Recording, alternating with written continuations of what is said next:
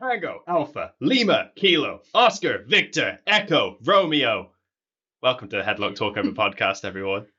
What was that? What did you say? I spelled out talkover in the phonetic alphabet.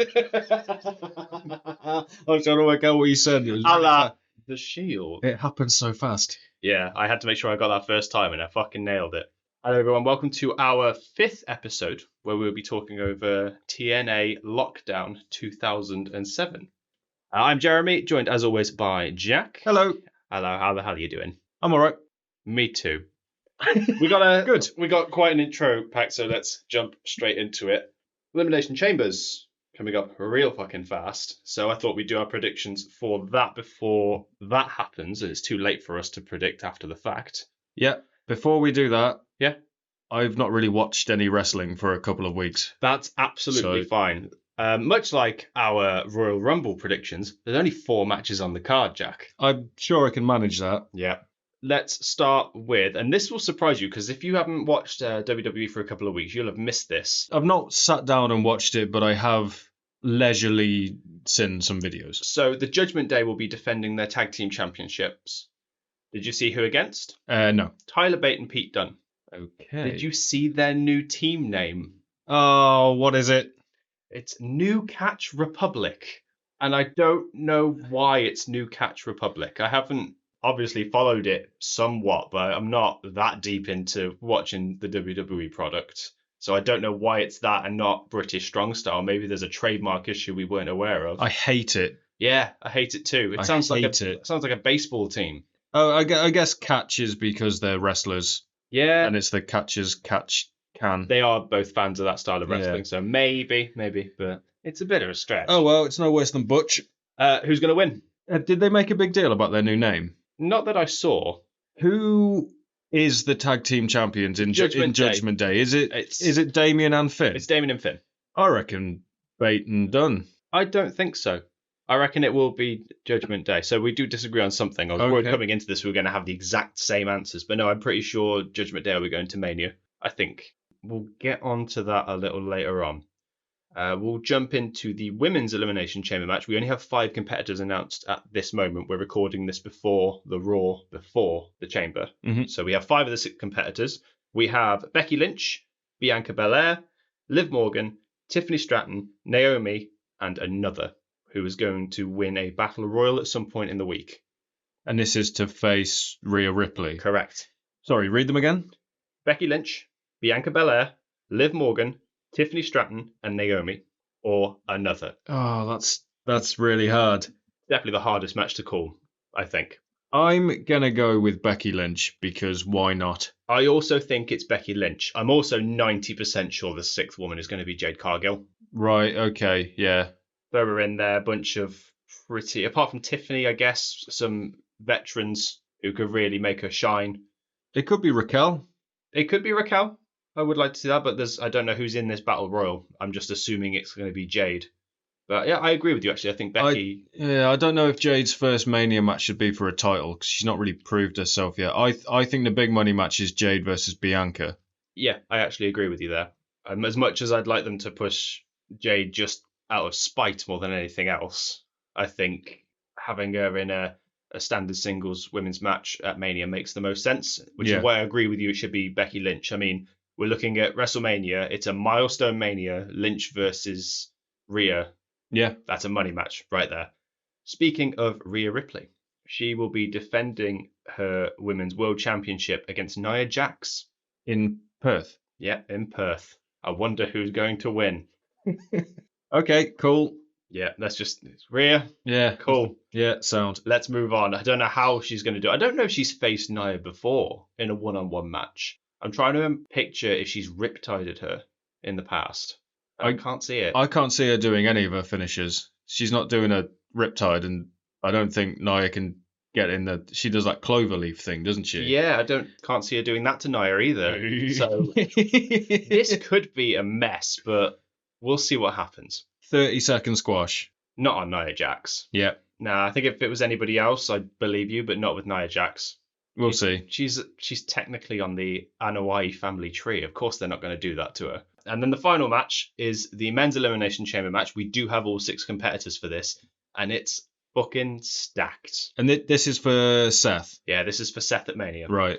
So we have Drew McIntyre, Randy Orton, Bobby Lashley, LA Knight, Kevin Owens, and Logan Paul. I'm going to go, and I'm pretty sure you are as well, with Drew McIntyre. I think it's the right choice. And they've got the best kind of problem to have in that coming up to Mania, I think 3 of these 6 guys will struggle to get on the card.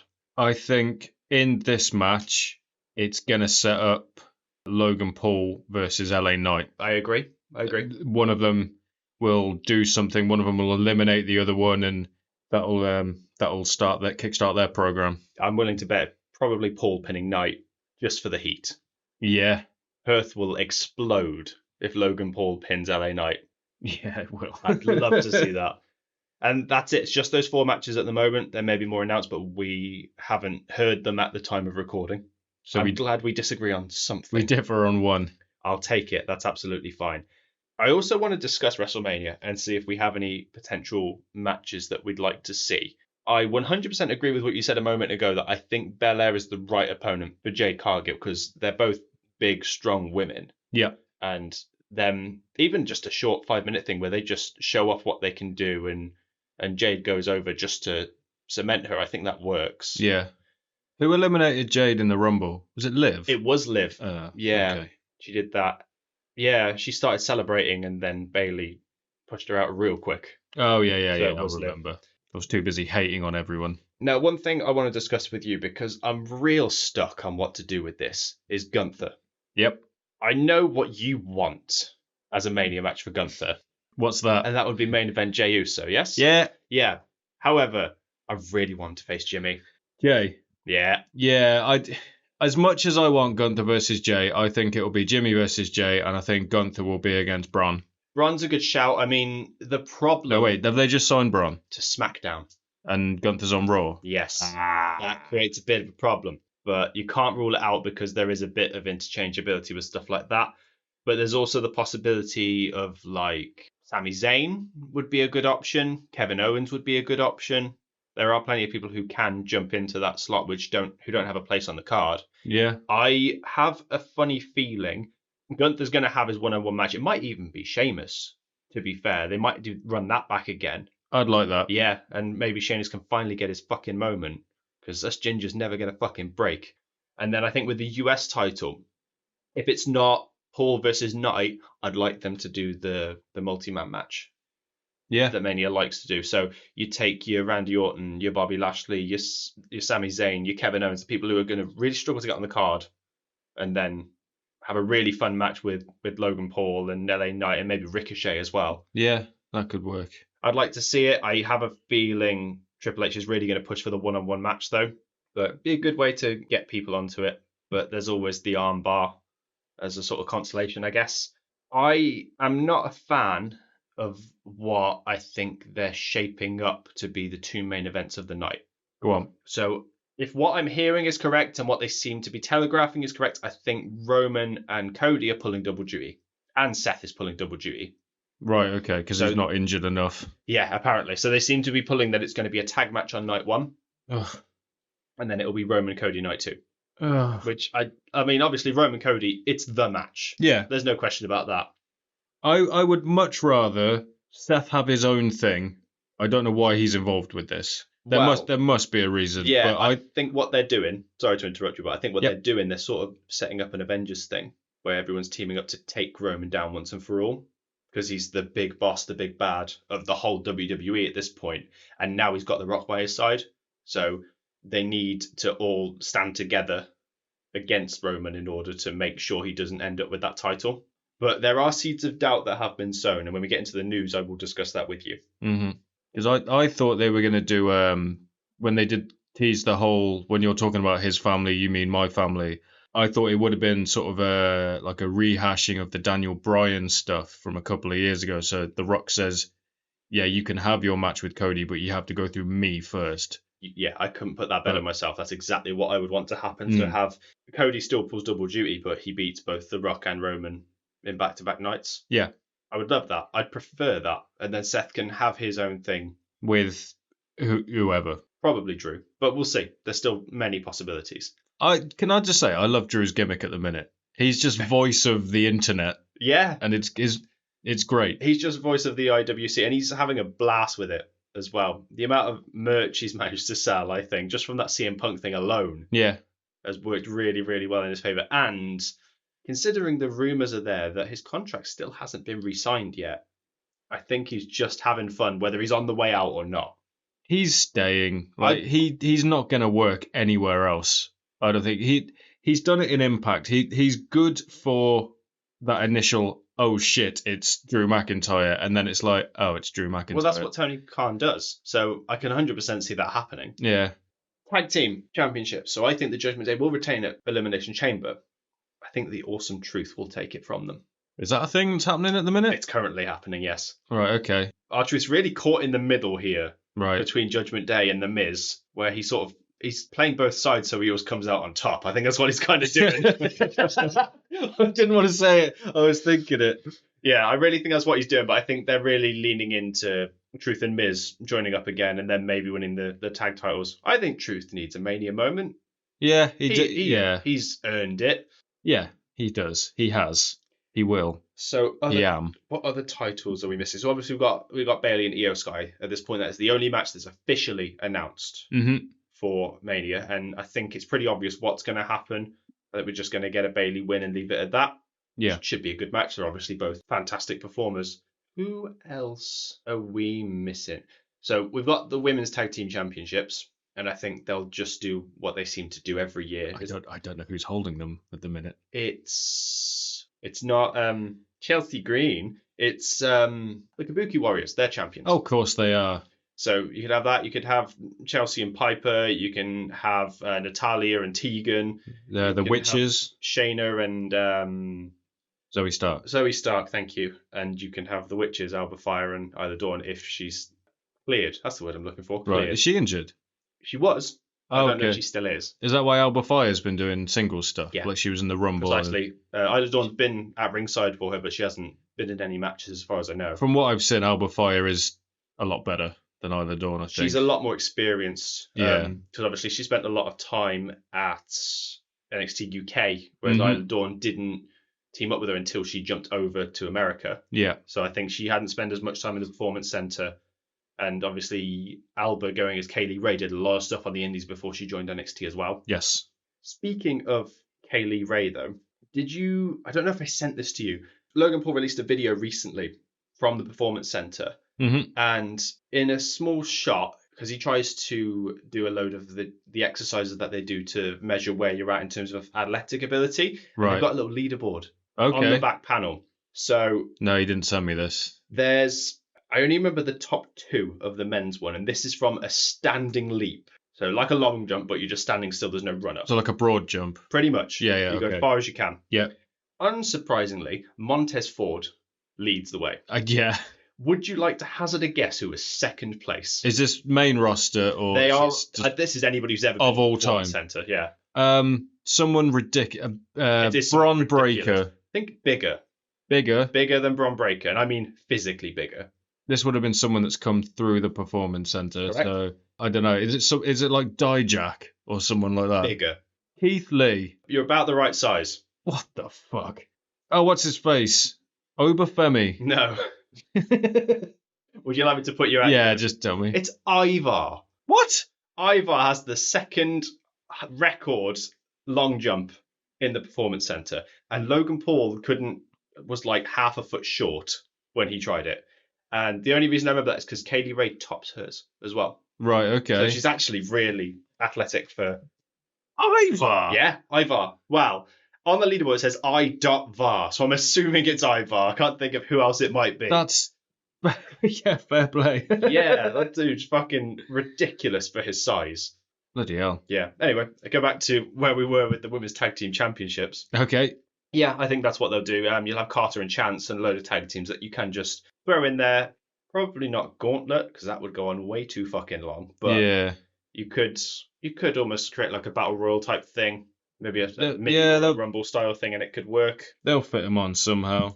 Now, I'm trying to think if there's any other titles I've forgotten. So we've got the 2 world titles. We've got the 2 mid-card titles. got both tag titles. That's it for the main roster, isn't it? Yeah. It's just one-offs then. So Bianca and Jade.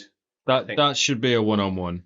Well, bearing in mind, at Mania, they love to do, particularly since they're 2-night Manias now, they do 14 matches normally over the 2 nights. So what are we missing? We're obviously missing something. Do you reckon they'll do an NXT showcase? I don't think so. There will be a show the night before, I think. They normally do it on the Friday before. We're probably missing something big. I got a funny feeling Big E's going to show up. Yes, I saw a video from the SummerSlam showcase where they said they were going to look at him in March. Okay. So it's nearly March now. It could happen, but we'll see. Oh, you're probably going to have the LWO stuff as well. That needs to pay off for Mania. So, I was saying about people who have kind of been lost in the shuffle and we haven't really got a place for them. Yeah. AJ Styles and Solo Sikoa both currently don't really have a place. Solo Sikoa's fallen into that John Cena curse. Have you heard? Yeah. His record? Since he beat John Cena, he is 0 wins and 23 losses. That's insane. Same thing happened to like Austin Theory. Yep. And it's nuts. The man spent a year undefeated. It's crazy, isn't it? Absolutely stupid. And people were thinking he could be the one to beat Roman Reigns. Yeah. You've also got, you're going to have some stupid thing with Bobby Lashley and Karrion Kross, aren't you, as well? Lashley and the Street Profits versus Kross and AOP. Yeah. Which will be some Final Testament? That's their name. That's what they're called, yeah. Pretty much it, which doesn't really add up to 14 matches. So they might actually throw both armbars in there, possibly. Yeah, we'll see. I'd like to think that they could. Have they done a ladies before? Yeah, it was the Mae Young thing where they got a load of backlash, wasn't it? Oh. A trophy that looked like a female reproductive system. Oh, because it was the Moolah one first. That was it. It was Fabulous Moolah. It wasn't Mae Young. That's the tournament they had. Okay. So I want to go on a quick tangent because it was either the last episode or the episode before we discussed what I'm going to now dub a 5-star man. And these are people who have appeared in the big 5 American companies. Mm-hmm. I found 2. Okay. Who have actually wrestled matches in all 5. Right. We said one last time, I think, who was Christopher Daniels. So just clarify what you mean by big 5. They have to have wrestled for WCW, ECW, WWE, TNA, and AEW. Yep.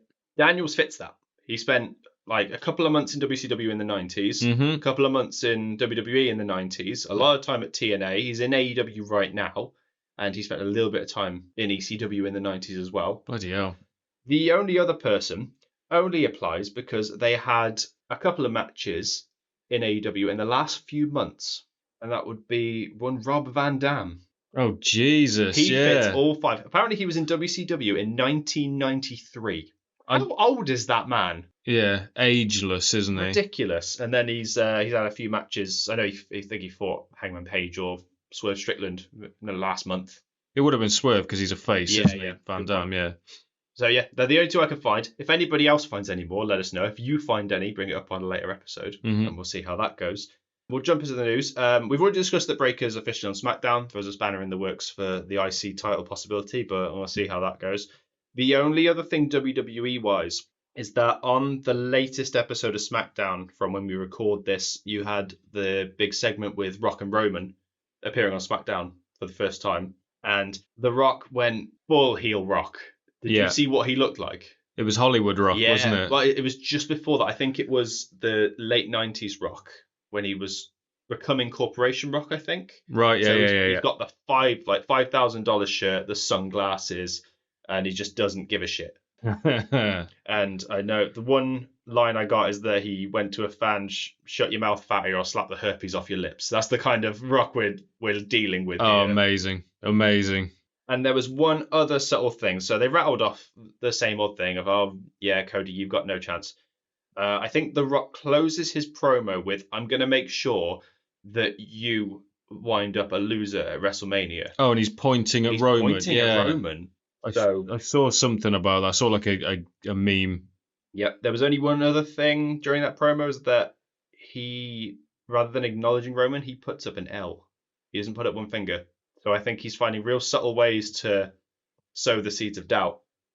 Didn't he put up the other hand as well? Like everyone's putting up their right hand and he puts up his left or something he has stupid. His thumb out as well. So rather than the acknowledge me sign, he's putting out an L. Yeah. So it's not exactly subtle, but I think we know where this is going. Yeah, I don't know about that. So you know we've been ragging on AEW recently. Have we? Kind of. Yeah, we have, yeah. Yeah. There was no Collision last night. Oh, was there not? They physically couldn't move it to fit with the schedules of sports that they've got on TNT. Oh, Jesus Christ. So I think it's TNT they're hosting on in the US. Not a good sign, is it really? No. When you can't even get a weekly show moved to a specific slot, whether it's on a different day or not. That's a real problem, and hopefully it's just a one-off. Yeah, we'll see about that. Hopefully this is not a sinking ship. God, they all got fired from TNA. Oh yeah, I heard about that. Yeah. He was like the head honcho, wasn't he? Apparently it's causing like massive backlash. I've not really been following it, to be honest. But yeah, he's the one with the real raspy voice who announced that it was going back to TNA, wasn't that's it. Yeah, he's been there for ages as well, hasn't he? I think he's head of creative. Well, not anymore. Well, there was rumours that Tommy Dreamer's got the position now, but he's come forward and said, no, I haven't. So I don't know what's going on over there. As long as it's not Dixie Carter, right?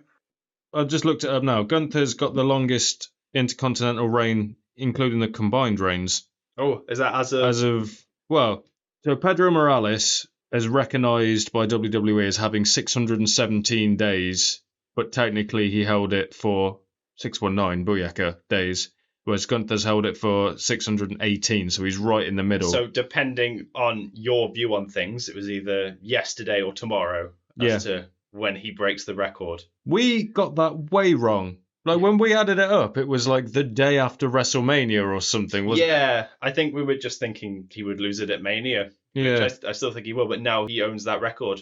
He's got nothing else to prove in terms of that championship. Yeah, that's it. It could be any day now that he loses it. It won't be. He can't go to Australia, unfortunately, so it won't be until WrestleMania. Oh, that's annoying. Yeah, he's got some weird visa issues, which means he can't leave America except to go home. That's nuts. So we're going to jump in to TNA Lockdown 2007 and our talkover of it. Thank you for listening so far. We'd appreciate if you could give us a like, a comment, subscribe, follow, whatever you're on. Every little helps. Share it with anyone. Let us know your thoughts. Enjoy TNA Lockdown 2007. Right, okay. I have a slight confession. Oh, God, go on. I've not watched this. Oh, no. Well, no, that's a bit of a lie. I watched it when it first happened, because I used to really like TNA. I'm pretty sure I did as well at the time. This was around the time when I was watching TNA before it fell off a cliff. I've not rewatched it since. I haven't rewatched it in the build-up to this, so I'm going in blind. There are a few things that I do know. I think this is the very first TNA pay-per-view where they're not affiliated with NWA, but they still have the NWA belts. Well, throughout the course of this, they mention a load of different companies that maybe they weren't supposed to mention. Right. Because we've got the tag team match coming up between Team 3D and LAX. And this is when Team 3D were doing their gimmick of belt collectors. Yeah, belt collectors. Yeah. And I didn't know that watching this coming into it, because I see them doing a promo later in the show, and Devon's got the World Tag Team Championship on his shoulder. I'm like, is he allowed to have that on his shoulder? Surely that's still in production and trademarked by WWE. And there's a gentleman's agreement between Vince and them, because Vince has got a lot of time for them. Yeah, I don't know. Who knows? It's wrestling. So we're watching the intro promo where they talk about the lethal lockdown and the 6 sides of steel, where every match is a cage match. It's a choice. I've written down that it's like when your grandma finds out you like turtles. And every present you get for the rest of time has a turtle on it. No, because my mum does that to my wife with dragonflies. There you go. Everything is dragonfly. Oh, you like cage matches, do you? Have all the cage matches all the time. I mean, from memory, because I can't even remember what matches are on this. I'm pretty sure there is a really crap blindfold match. Oh yes, there is. Okay, there's an electrified cage match. Sure is. Right. So at least they've tried to make them interesting, I guess, and they're not just a cage match and another cage match. They've tried putting stipulations into it. Well, there's like 7 matches on the card. I think 3 of them are just plain cage matches. Right. I mean, you'd run out of stipulations very quickly unless you go in full like FMW electrified piranha floating bomb. Exploding. Yeah. Death wire cage. Double match. hell cage match. I'd like to make a not a Mad Lib, but like the generators. You get those things you see on Facebook where it's like, oh, your initial of your first name, and you could do that for a shitty indie match. Yeah. What is Don West wearing?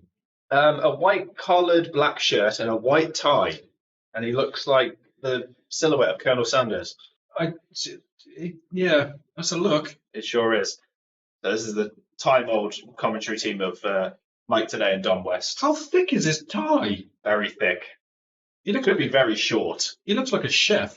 Got his black jacket from Gordon Ramsay. Yeah. You call that a cage match? I'm not going to start doing Gordon Ramsay impressions. Let's not do that. We'll be here all day. I want to take this intro as like an opportunity to bring up a weird thing I've noticed, and I've discussed this with you before. TNA, very like crowd heavy, constant TNA chants throughout most of their shows. Yep. It's a bugbear of mine because I can only ever think of two companies that have never had that, and that's WWE and WCW. I don't remember ever hearing a WCW chant, but I'm not as well versed in WCW as you are. Yeah, I don't. Yeah, if there is, I've never taken notice of it. I think that says a lot to the thought process behind those two companies. They're very much doing their own thing and not worried about everyone else, like they don't even exist. Yeah. Whereas if you have to chant for your own company, I think it takes something away. It's like a cult-like following. Yeah, I don't know if that's just me though. Like when you hear an AEW chant or even an ECW chant or an NXT chant, if it was like, yeah, we're not those guys. Yeah. Whereas you could just be doing your own thing. I don't know if that's stupid. Which is Speaking really of stupid, Black Machismo. Jay Lethal with his uncanny Macho Man Randy Savage impression. You got to wonder how this gimmick sort of came about. I reckon he was doing an impression backstage and someone went, you know what? Oh, he also do a pretty good fucking elbow drop as well. Yeah, go on then. Jay Lethal put him with some shit during his time in TNA, didn't he? He did this. He did the Flair thing as well. Oh, the woo-off. Yeah. Yeah, that's got its own fan base now, I think. I think he's just good at impressions. I think a lot of people at this time put up with a lot of stuff. When was this? 2007? Yes. So this would have been pre-world champion Eric Young. So this would have been like his timid gimmick where he's like scared of his pyro and stuff. Is that this? It becomes a thing. Yeah. He's in this show. Okay. Is he Super Eric in this? I don't think so. I think this was pre-Super Eric. This is when he was affiliated with Robert Roode. Right, so it's almost Team Canada. It's post-Team Canada, though. Okay, right. Yeah, okay. Because later on you get Robert Roode versus P.T. Williams is on this card. Oh, right, yeah.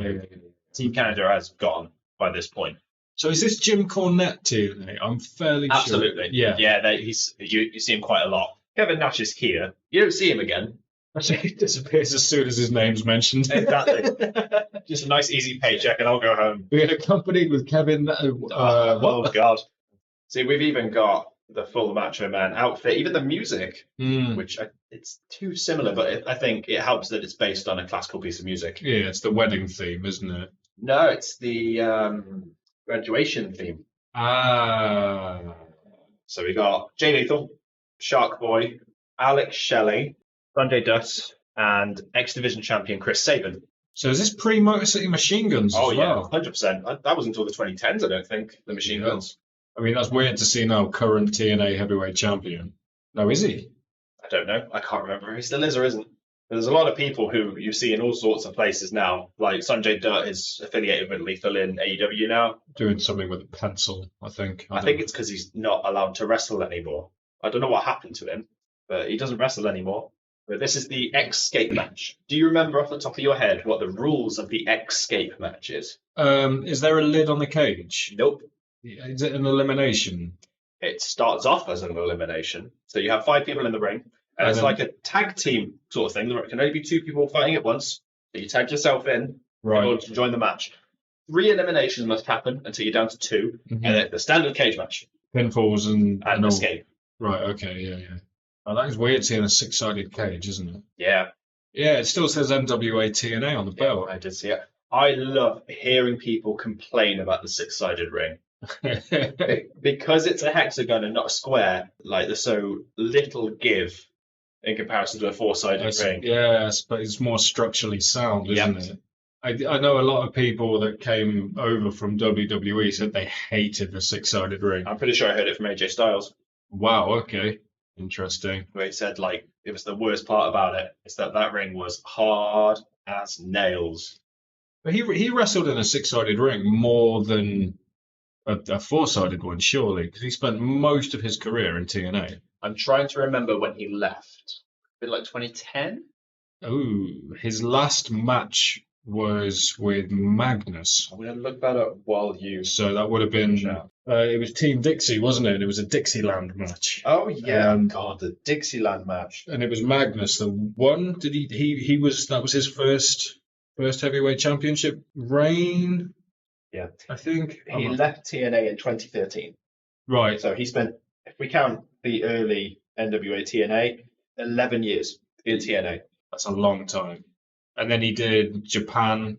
2.5 years in New Japan. Yeah. And he's been in WWE ever since. If he stays with the company till 2027, he spent the same amount of time. You could argue he had no time off in TNA at all. He's just... How long has he been off injured for now? He's just come back. It's got to be a year. 6 months or so, I think. I don't think it was quite a year, because I remember him doing some stuff with Gallows and Anderson. Ugh. There was the Rhea Ripley scoop slam on Gallows, and I think that's when AJ was still around. Yeah, that sounds about right. And no, he was an absolute workhorse for this company, which is why he's the only person of his size that really got near the World Championship at this point. Well, going back to 2013 when he left, that's when a lot of people reckon the death of TNA was. It's because a load of people just stopped watching. Because he was their MVP for such a long time, and they treated him so badly. Understandably so. I mean, AJ Styles is my favourite wrestler of all time, and it was because of his work in TNA that sold me on him. I mean, not the strongest promo in the world. No, that was always his downfall, but he always made it work. You don't just become like WWE champion like he has without being competent at that part, at least. Yeah. And this match made me realise just how over Shark Boy was. I'd honestly forgotten how over he was. And this is before he did the Stone Cold thing. Yeah. I was just trying to think then. Yeah, he didn't come out to the theme or anything, did he? No, he wasn't wearing the jacket. This is just vanilla Shark Boy. But he was still really over. And I can't remember why. It's just something different. I think it's just a gimmick. It's one of the... I think because it is so far removed from WWE, it's like you were saying, the fans might consider him as, oh, this is our guy. WWE wouldn't touch him. They would have in the 90s. Oh, yeah, 100%. If he was 50 pounds bigger, they'd have touched him in the 90s. Well, they did, didn't they? Did they? Oh, was that WCW with John Tenter, Earthquake? It could be. Was he the Shark? Was that his name? Or was he? I can't remember. But it's a very 90s gimmick that he just made work. Yeah. Was it Shark? I can't remember now. Because he was Earthquake, he was Avalanche. Was that him? I had no idea. Yeah. That's weird seeing them two working together. Yeah. This is the thing with sort of like friends and tag teams. They're always going to break up and feud later down the line. It always happens. As long as the New Day don't do it. Nah, they never will. You want to sell that a bit more, Chris? It's like a slow motion like pile driver he gives himself. Well, it's really weird. With the X Division is that it transcends a lot of tropes. Yeah. There's not much of a heel-face dynamic. It's just good wrestlers doing good wrestling. That was the whole point of the X Division. Yeah. That's why we had such amazing people like Christopher Daniels and AJ Styles and Samoa Joe in with these lot as well. Shark Boy's out first. Shelley just giving a thumbs up to Saban. Even the mannerisms that Lethal has are just Randy Savage all over. I mean, if you're going to emulate someone... There are worse people to emulate. Savage and Flair. Yeah, go on then. Nice little black machismo chant. It was at this point I made a note. So, the cage design. I feel like it was made this way for the electrified match that goes on later on. You ever played tennis, Jack? No. Not seriously. Looks like a racket. Looks like the inside of a racket, where everything's uneven and out of place. Oh, it does, doesn't it? And they've got this weird section in the middle that's got nothing. Yeah, it's like wider than everything else. Yeah, a bunch of squares and then just some taller pieces in the middle. If I didn't know any better, I'd assume it was for cameras, but it's too high up for the cameras. So Maybe something broke. Maybe they just designed it poorly. It could be for footholds, maybe, because it's about that. Maybe it might be for the audience viewership as well, but I don't get it. The only thing I noticed was I love the way it's like held to the turnbuckle posts with those straps that like truck drivers have. It's not exactly comforting, is it? No. It's such a weird concept. Like they just stood there waiting to get tagged in. And it's a cage match. There's no disqualifications. You can do whatever the fuck you want. Yeah. They stand there nicely, especially Shelley, because he's the only one displaying anything heel-ish in the whole match. I mean, from an athletic perspective, you would, wouldn't you? If you know you'd had to wrestle a one-on-one match at the end, you'd want as little time in there as possible. But why stick that in the X division then, when the whole point is to show off and be the best wrestler? And this is also a company that sort of, its name is Total Non-Stop Action. Yeah. Don't give us that. That might have been the best looking hip toss I've ever seen. Wow, because Guts a freak. Weird seeing it with hair. It is after so many years in AEW. Yeah. I mean, that hairline's clinging on. No more than good old James Mitchell. We'll see him later on. Oh, is he in this? Oh, yeah. Got a hell of a peninsula on the top of his head. You know, all of them are in the ring. And there you go. Well, the ref can't do anything. They were just being polite, I guess. Chris Sabin, his selling is so strange. Yeah. He did the jelly legs thing earlier. But just with all of his body. Yeah. You sure this is pre-Machine Guns? I'm pretty sure. I mean, they're an established team, but I cannot remember when the Machine Guns were together. I won't lie to you. But during my watch of this, I don't think those words were uttered. Because they came out to different theme music. But I thought this was... Shelley did a gimmick that was like Paparazzi Productions. He came out with Nash, didn't he? Yes. Yeah, so I still think that's a thing. Oh dear. That must have been so difficult to do in Sanjay's defense. Trying to do a springboard move with a cage right behind you. It looked to me like when he did that escape in the corner, he was going to do that drop kick that Christian and Kofi Kingston do, but he kind of got to the side and went, I can't do anything. No route. I'll do a springboard. Here. Oh no, I can't. Not Andrew Thomas. Leave him alone. He's just doing his job. Double submission here from Sabre and Shelley on Dutt and Lethal. I mean, one of them looks painful. One of them does. One-handed camel clutch doesn't seem very effective, does it? Oh, he's got the arm trapped, yeah. Just the one, though. Your spine's not exactly taking much of a beating with the other one free. Yeah, I was trying to think if that would rotate you. I bet it would feel quite nice, actually. But you can rotate with it. Stretch your lats a little bit, yeah. Because, in fact, yeah, I quite like that. Those some stiff kicks on Lethal. Yeah, he didn't really pull that enziguri. Always love that move. Look at that. It looks like a rolled-up carpet, the ring. It's all bunched up. It could be for all we know. Right, we spent all the budget on this fucking cage, so we're gonna use it for the entire thing. What are we going to put over the ring? I've got a carpet. We'll just get it out of the office. Get out of Jim Cornette's office. It's fine. He doesn't need a carpet. It's covered in barbecue sauce anyway. Wear through it, pace it back and forth in anger anyway. Yeah. Covered in his hair that he keeps pulling out. Maybe that's why it looks like a tennis racket, because Jim Cornette set it up. Maybe. Yeah, this made me realize, after listening to a few of Cornette's podcasts, this made me realize why he respects so many of the people he respects, because a lot of the people in this show are in AEW now, and he's always confused at what they're doing when he's worked with them and knows what they can do. Yeah, I know he's a big fan of Jay Lethal. Big fan of Lethal. He spoke very highly of him. He must have worked with him in ROH as well. That might be why he spent a lot of time working with Lethal. So we've had 3 eliminations. Now we're down to Chris Sabin and Jay Lethal, which means it's a normal cage match now. Before it was only pinfalls that eliminated people, but now you can escape the cage to win the title. So what was that double submission spot about? They were trying to knock them both out, so it was just Sabin and Shelley left. Which always happens, right? Having 2 heels work together, it always works out. Yeah, it's fine. Is Sabin heel? In this, yeah, Sabin and Shelley are heel. You can't tell in the X division. That's exactly my point from earlier, yeah. Yeah, Shelley's always been a very good heel. He's a very good face as well. I think Shelley's like really underrated. That's probably why he's only been given his flowers fairly recently, because I know he was Impact champion, I don't know if he still is.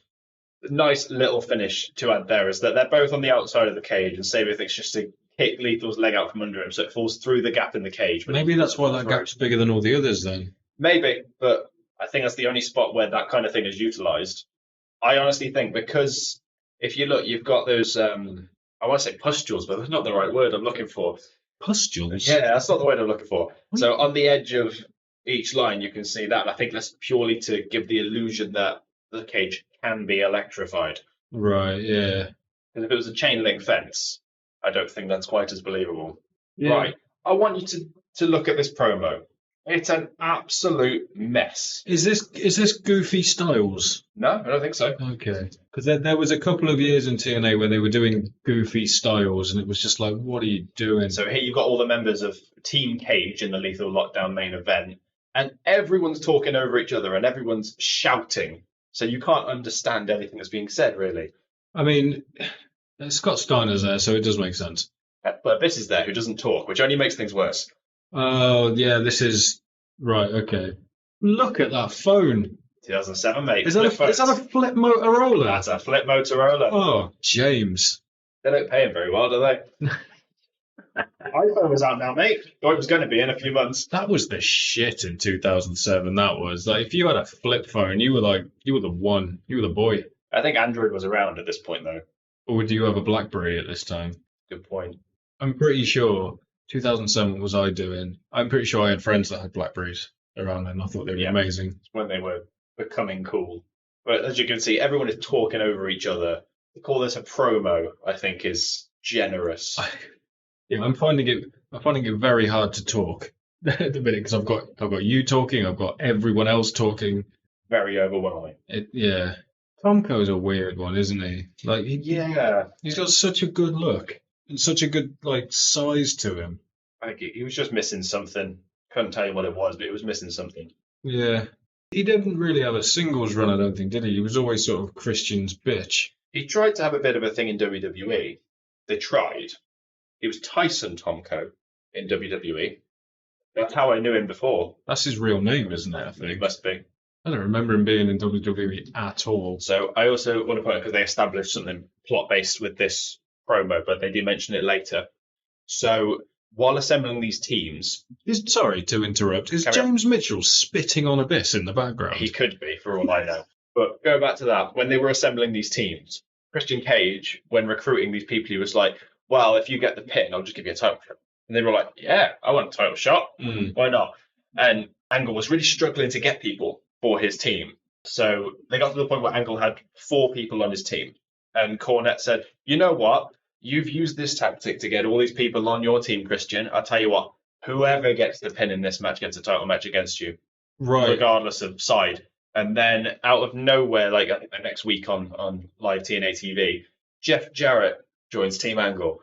Right, okay. And this whole underlying thing of the whole show is, can they trust Jarrett? Oh, because Jarrett returned, didn't he? So is he returned? He's returned as a face? Yes, but no one believes he's a face. Oh, right, okay, yeah. So he's just joined the face team, right? Here's our scary Eric Young. So Robert Roode is trying to recruit him because he's employed Miss Brooke to bring Eric Young into the fold, and he says if you don't, you're fired, which is why she's doing some sexual shenanigans in order to get him to sign a contract and join. But in the end, it just led to Eric being Robert's slave. So it's very MJF and Wardlow, but with the size of the man swapped. Yeah. Eric Young, with hair and with no facial hair, makes me very uncomfortable now. See, it's the other Eric Young that I can't wrap my head around because I was a big TNA fan back in the day. So this is the Eric Young that I see when I picture Eric Young. Yeah. And it's really strange. I remember his run in TNA with the Team Canada stuff, of course, but I was a big fan of Sanity. And I think that's why I prefer that look. Sanity, yeah, that was a really good gimmick. Which is weird because to try and explain the gimmick. You ever played Watch Dogs? Yeah. Yeah, that. Well put, Seth. Well put. But that's it. There's not much to the gimmick. It's just cool. Yeah. Their theme sounded like Primus. Yeah. That'll sell me on it for sure. Petey Williams. That's a horrible camera angle. That's sideways. Oh my god, I thought that was wrong. I've completely lost my train of thought You've there. lost the word for train of thought. Yeah. Pete Williams. Pete Williams is a weird one because, like, you know when his match is going to end. Like, he can't do false finishes. Because of his finisher. Yeah, exactly. But I know he said in multiple interviews it's a blessing and a curse. It's a curse because he can't do false finishes. Like, he has to do the Canadian Destroyer to finish the match. Like, Absolutely. or people get annoyed. He can't, like, submit them or do, like, a roll-up or something because people will be angry they didn't see it. Absolutely right. The flip side of that coin as well, he could have an absolute stinker of a match and he knows it's going to pop the crowd when he does the Canadian Destroyer. It wouldn't so much now. It's very overused as a move. Yeah. But I remember I was 14 when this pay-per-view was on, and I could not have imagined a cooler finisher. Yeah, when people first saw it, that was the finish. And it was so protected as well. I don't think anybody kicked out of it for many years. I remember finding videos of it on YouTube and watching it over and over again just to figure out what was going on. Yeah, it didn't feel real. And now we know many years later that it relied a lot on the person taking it. And not just that as well, it's safe. It's really safe to take. Well, it's no different than a standard pile driver. If anything, it's slightly safer just because the momentum's with you as the person doing the move. I can't remember if I sent this to you or not, but Pete Williams did an interview on The Art of Wrestling with Colt Cabana. Yep.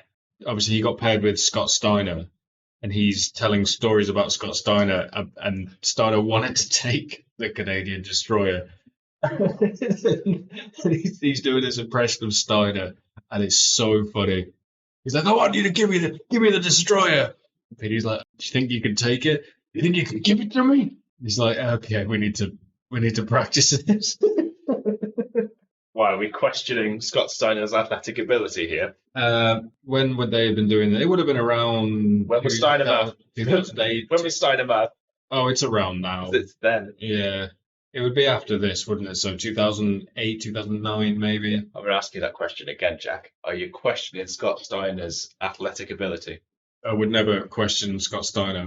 Well, not to his face, but I'm asking you. I have no doubt that he could take it. I mean, he was always a freak athlete. Wait and see. Does he do a Frankensteiner in this? He might. Okay. He might do a Frankensteiner. Yes. So what you might have missed is during Rude's entrance, he quite literally just says to you, "Sit in that chair. Stay right there." And Eric Young he looks so sad. Yeah, I would be with a faux hawk as well. It was the mid-2000s. It was okay then.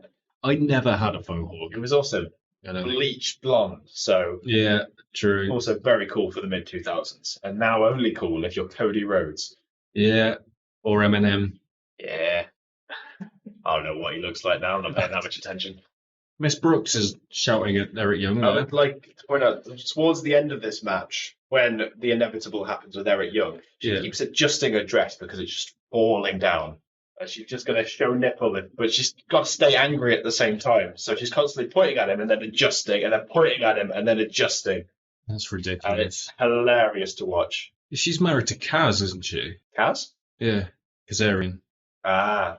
Frankie. I've never heard him referred to as Kaz before. He was Kaz in TNA. This might be when either I've forgotten he existed or this was not when I was watching TNA. Right, okay. Yeah, I'm pretty sure he's married to Miss Brooks. IRL.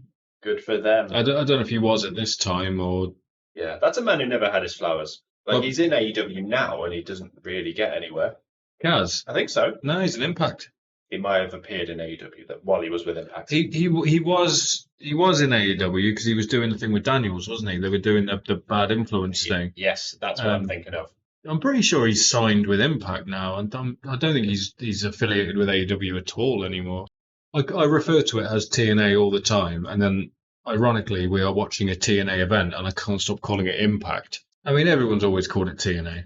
It'll always be TNA. Yeah, I don't know why they changed. Well, unless you want to call it Global Force Wrestling, Jack. More like Global Farce Wrestling. Oh shit! But that was a legitimate thing, wasn't it? Yeah, I remember the belt. It was one of the ugliest things I'd ever seen in my life. Who had the belt? Good question. Moose? I don't know. Moose. It was pre-Moose, wasn't it? I don't fucking know. It's probably Jeff Jarrett. Magnus. I bet. I could see that. I'm gonna look it up. SmackDown General Manager Magnus. That's so bizarre, isn't it? So the inaugural champion was Magnus. Okay. Final champion was Alberto Del Rio. Oh God. Remember him? Oh, did you see the news about him? Oh, what's he done? So there was a very depressing video of him appearing in a school hall for a match in front of 70 people. And there've just been comparisons of like, here's Alberto Del Rio fighting at WrestleMania in front of 70,000 people. Here's Alberto Del Rio now fighting in front of 70 people. Just pointing out what a knob jockey he is. Yep. Everyone's got out of his chair, and here's Miss Brooke yelling, adjusting, yelling. Oh, every time she does a dramatic arm movement, yelling, adjusting.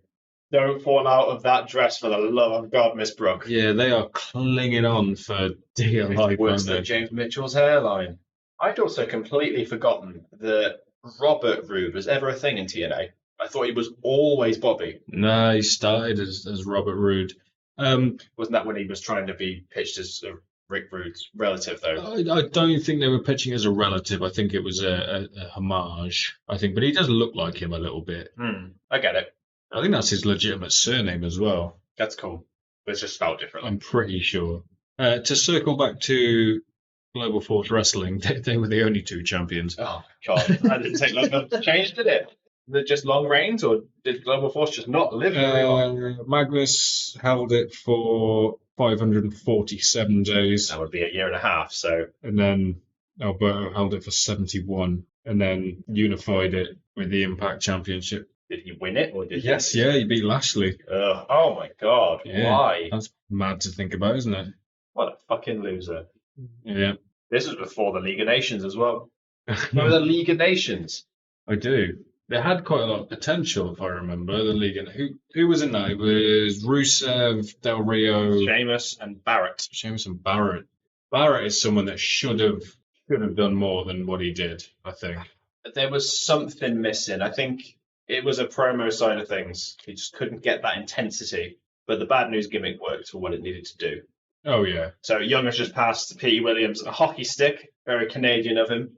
And Earl Hebner's telling him that he shouldn't be hitting him with it. Just a no DQ match, mate. What are you going to do? Stop it! Robert Roode begging.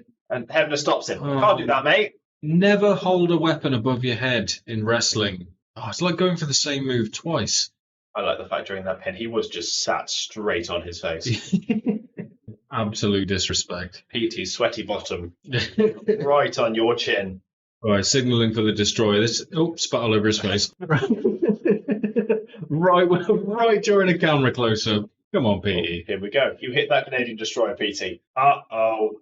Terrible Alabama slam. Fisherman suplex. And that's the end of the match. Wow, that just came out of nowhere. Yeah, Alabama slam, fisherman suplex. Come to think of it, he used a lot of old school moves, didn't he? Perfect plex. Yep. The Alabama slam's quite in that realm. Yeah. Spine buster, they called the double R spine buster as opposed to the double A spine buster. Yeah, I didn't even make that connection, to be honest with you. He's a very old school wrestler, I think. It's a shame he never got super over on the main roster, because the Glorious gimmick was incredibly over. Oh, they fumbled him big time. I mean, is he still the longest reigning TNA champion of all time? He could be. That's Josh Alexander, I think, beat him. It might be now, yeah. But I know he had that record for a very long time. So backstage we have Angle and Rhino meeting in the locker room, both members of Team Angle. And Rhino's essentially saying, like, how the hell can you trust Jarrett? You know what he's like. He's a scumbag. He's never gonna help us out. And I was like, well, we got no choice, mate. Okay, when is this? 2007. So is Kurt Angle still married to his wife? Oh, I don't know. That's a timeline I'm not familiar with. But this is pre-Perk Angle. Right. Yeah, he's probably taking some stuff around this time, but he's not like in like full blown meltdown. Yeah. Where he's skinnier and he's got the beard. Okay. He looks like he's seen some things. Yeah, this is before that. So next up, we have Gail Kim versus Jackie Moore. I had to look up who Jackie Moore was. I was very annoyed when I looked it up for being so stupid as to having to look it up. Yeah, she was in WWE. Jacqueline. Yeah, Jacqueline. I can't believe I didn't make the connection. And unfortunately, spoiler for this match, could have fooled me that she wasn't brand new. Because Gail Kim carried her through this fucking match. Well, yeah, Gail Kim's one of the best. Absolutely, which is why she made such a fuss in a lot of companies, because she knew what she could do, and she was never given the chance to. I think she jumped a lot between promotions. Like, she was constantly going from TNA to WWE. I think if she'd stuck with one, I think her legacy would have been better than it is. She won titles now, both, though, didn't she? Yeah. I think she'd be thought of a lot more highly, because she ended her career in TNA, didn't she? Yeah, this was also pitched, I think, as the first women's cage match. Ever? Well, in a major promotion. WWE hadn't done it at this point, I don't think. Okay. I don't think they had. I could be wrong, but they made it as a big deal. I can't think of a women's cage match apart from this off the top of my head. might have had one, but I know the first Hell in a Cell was Bailey and Sasha, probably. yeah, or Charlotte and Sasha. It's a horsewomen combination. I remember watching it and thinking it was a shame because it was really good, and someone tried to put, I think it was Sasha, through a table, and the table just wouldn't break. And I think because she weighs so little, it was just like, I just want that table to break, just please. Like, this is history you're watching here. Just play ball. It's an unfortunate problem. You don't see women's tables matches, and I think there's just a higher risk of things going wrong. Yeah, being heavier does play into your advantage. Certainly does. Right, I want to point something out here. So this is a cage match, right? We know the established rules of a cage match. Jackie Moore comes out and starts attacking Gail Kim immediately. And then, it might take 30 seconds to a minute, but I'll point it out when it happens. What is Jackie wearing? That sort of nice crushed velvet onesie. It's like a onesie. But her belly's on show. It's weird, isn't it? And Jackie's making a meal out of rolling down the ramp after an attack. The bell has rung. Oh, it has, yeah. They're outside the cage, and the bell has rung. So this match is immediately a draw, because both of their feet are touching the floor outside the cage. Well, maybe you've got to get in the cage to get out of the cage. In a standard cage match, which is what this is billed as. You're lucky that wasn't Don West, because he wouldn't let you go. So I'm just going to explain what happened there. So Gail Kim was thrown over the announcer's table and landed in Mike Tenay's lap, and Mike Tenay did not know what to do with himself. But she should thank her lucky stars it wasn't Don West, because he'll take you home. It's like that scene in Talladega Nights. I don't know what to do with my hands. Exactly. He didn't want to touch her, but he wanted to help her up at the same time.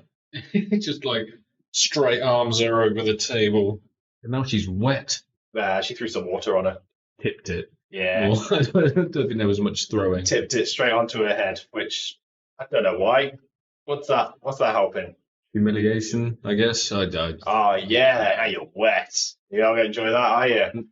Did she just chop her in the back of the head? Chop her where she can. Like I said, honestly, for someone who knows enough about wrestling but never heard of Jacqueline, it looks like this is her first match. I wanted the bell to ring again when they got in the cage. It don't, though, does it, Jack? No. It don't.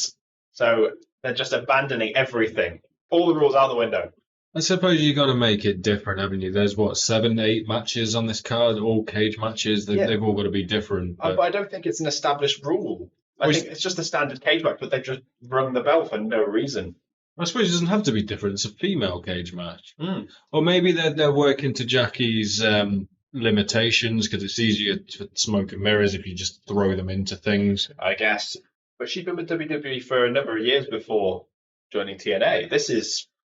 She was in the middle of the Attitude Era, wasn't she? So yeah. We're talking at least 7 years. Why is this match happening? Do you know? I think it's tied in to the other shit match on this card, which is the blindfold match between James Storm and Chris Harris. Because I know. So this is the breakup of America's Most Wanted, isn't it? Because Jackie was the manager of America's Most Wanted. Yeah, and Jackie sided with Storm. Right. Gail Kim, I don't know how that happens. It's not really established, but she sides with Harris. Right. And it just became like a secondary plot to their thing. The only thing I caught was that Jackie called Kim a slut, and she didn't like that, and now they're fighting about it. That's all I've gathered. Okay. Because they really wanted to push Chris Harris, I think. Out of the two two of them in America's Most Wanted. I think they saw Chris Harris as their star. I think they're both stars. And to be honest, they should have been. Yeah. They absolutely should have been. I mean, Chris Harris even made it to WWE and then became a meme. Oh, yeah. What was his name? Brandon Walker? Yeah, that was it. Braden Walker? I knew it was something stupid and generic. Yeah, the person's name. Was it on the ECW brand, I think? Yes, or he was just in NXT or something like that. Yeah, it was pre-NXT. Yeah, I don't know why I'm picking on his generic name when he's called Chris Harris, but it seems to make more sense than Brandon or Braden Walker. Yeah, he should have done more. I mean, he was a big guy. Had the look. I don't even think his promos weren't too bad. I couldn't tell you one. The hair mare. Hair mare, not snapmare. Hair mare. I think it's really weird here that while the sleep holds in, Jack is just holding on to her hair. A lot of hair-related offense. You don't really see that, do you? Hey, chanting Jackie sucks. Yep, they're not wrong based on this match. I mean, yeah. What's going on with her shoes? Like ski boots. I think she just didn't want to get cold. Yeah, it's a weird choice of attire though. I can't get past it. Looks like something a Playboy bunny would wear during Christmas. Yeah. Watching Gail Kim wrestle, she doesn't wrestle like a female. No. It's like her mannerisms are just, and I mean this in a good way. Like her mannerisms aren't very ladylike. Yeah, but I think that was the point, is that, as we've discussed, she was a big advocate of women's wrestling and not just hot women beating each other up. Yeah. So the best way you can emulate wrestling is from what's in front of you, which was men's wrestling at the time. Yeah. I mean, everything she does has a purpose. Yeah, definitely. I think is what I'm trying to get at. And it's just, I think we're used to it now with the women's wrestling that we have 16 years after the fact. Yeah. So Gail Kim was just very much ahead of her time. Yeah. I mean, imagine Gail Kim in her prime now. She'd be a solid member of any division. Yeah. Mind you, I think we're well established that WWE has an absolutely stacked women's division, whereas AEW is struggling at best. Yeah. Impact has the best women's division, I would argue. I don't watch a lot of Impact TV, so I can't truly comment on that, but from the people I see in that roster, it would make sense. It's featured a lot better. And goes to step out of the cage. Definitely got the win, but he was like, nah, I'll beat her up some more. I'm going to shut this door, and then I'm going to climb out of the cage instead. Nope. She's not climbing out the cage. EO Sky, eat your heart out. I mean, it wasn't the prettiest, but she was the first woman to ever do that, more than likely. It wasn't the flushiest thing in the world, was it? She's probably terrified. Yeah. It was the wrong camera choice. I think had the camera been behind him, it would have looked amazing. Yeah. Couldn't agree more. Glad that was a short match. Mercifully short, you could say. Right, we've got a backstage segment now, which I want to try not to talk over, because it's batshit insane. Okay. And you'll never guess who it is. I'm interested. You've got my attention. Oh, I think I know who it is. Yeah. I think I know who it is. So much fun to watch him do his thing. Didn't get all of that, did she? No. I mean, he was right when he got her right across the head. She grazed her scalp. Yeah. That's what happened. Don't touch Don West, Gail Kim. That's not a smart thing to do. I think he's calmed down a bit now, I think. Well, yeah, but not here. I mean, I'm not talking about now, because he's dead now. Oh, Jesus, is that Bob Backlund? It's Bob Backlund. That's not who I thought. Why did I think Harley Race was on this card? He is on this card. Ah, right, okay, right. I thought it was Harley Race. But he's got very dirty nails. Very thick nails. Could be a fungal infection. I should point out, we're only whispering, because Bob Backlund's fucking whispering. Yeah. Do you know why he's whispering? To make you listen. I'll let you know something, Jack. I fucking didn't. Yeah. He's just batshit crazy. What just happened? So we've got two people coming up who had different names to what I know them as. And one of them looks so different, I didn't realise who it was, and I had to look it up. Senshi is low-key, Correct. Isn't it? And then it's Austin Aries, Austin Starr, isn't it? Yeah, Austin Starr is unrecognisable compared to Austin Aries. I've seen Austin Aries in interviews talk about his time as Austin Starr, and he speaks it like he's a different person, and the way he differentiates it is he doesn't. Austin Starr doesn't have a tattoo, and Austin Aries does. Oh, Oh, okay. That's a good distinction. That's how he talks about it like he's a completely different person. Notable prick, Austin Aries. Yeah, he has his moments. I mean, these two are both notable pricks thinking about it. I don't know anything about them. Like, I know Austin Aries are mainly based on the WWE exit and the Impact tantrum. Which one? Where the one where he basically no-sold the finish. Yeah, he no-sold the Starship Plane. Yeah, I know it was an actual loss that he took on his way out of the company for the world title. Yeah. And he just jumped out of the ring and walked off. I don't know anything about Low Ki though. Just backstage problems. I think he thinks he's bigger than he is. Hard to work with. Just pisses a lot of people off. You tell me you immediately know that's Austin Aries. It's ridiculous, isn't it? I mean, he's about half the size. Yeah. He's got hair too, which I think doesn't help the case. Yeah. He's got a lot of hair going on. I mean, you can say anything you want about these two notable backstage pricks or whatever, but I can almost guarantee this is going to be a hell of a match. They're both ridiculous. It's not the best match on the card as far as I'm concerned, but it's a solid match. I think Backlund, and this really cemented a thought for me, Backlund takes away from the match because he's doing his Backlund thing. It's very distracting. And obviously that's what he's trying to do because he's such a star. He's got to bring a little bit of the attention onto him. That's the whole reason he's there. Why is he there? I can't even remember. I can't even remember the reason he's there. He just said he'd be the special guest referee. Yeah, there was another tantrum Aries had in TNA, and he got in a bit of trouble for it. He was teaming with Rude, and they were heels. Christy Hemme was the ring announcer, and she announces them as the wrong names. He gets in the ring, and he's obviously doing the heel character, and he goes up to Christy Hemme, and he's like, "Say my name properly, say my name properly," and she announces him. And he's backed her into the corner at this point, and as she says his name, he just stands up on the top rope and does his pose, like in front of her, but his dick's like right in her face, which obviously is, why would you do that? That's a very scummy thing to do. Yeah, but he did explain it in an interview by saying it wasn't his intention to put his dick in her face. The intention was to treat her as if she wasn't there. Which I sort of get, but you could have done it in a better way. You could have just turned your back on her, or you could have just done something else, not put your junk right in her face. But yeah, definitely not the way to handle that situation. No. But yeah, that's why he left WWE, I think. He just rubbed a load of people the wrong way. Honestly, forgot he was even in WWE. That's how long he stuck around for. Cruiserweight division, 205 Live, wasn't it? Oh, that time. Yeah. I don't even remember him being there. Are we on about Austin Aries here? I thought we were on about Low Ki. That might be why. No, Aries I was talking about, sorry. No, Low Ki was Caval in the original NXT, wasn't he? Where they had like mentors and rookies, and he was mentored by Lay Cool. What bastard. With Austin Aries, I remember specifically there was a WrestleMania match that he was part of. I believe he faced Neville. Pac, yeah. Yeah. Lost that and was like, I'm out of it. I think it's because it was on the pre-show. So any match on the pre-show, for those that don't know, is a much, much smaller payday than being on the main show. Yeah, man, payday's a payday. I mean, some people feel they're entitled to it. If you're going to be part of the show, I think it's justified that regardless of where you are on the cards, there's something to it.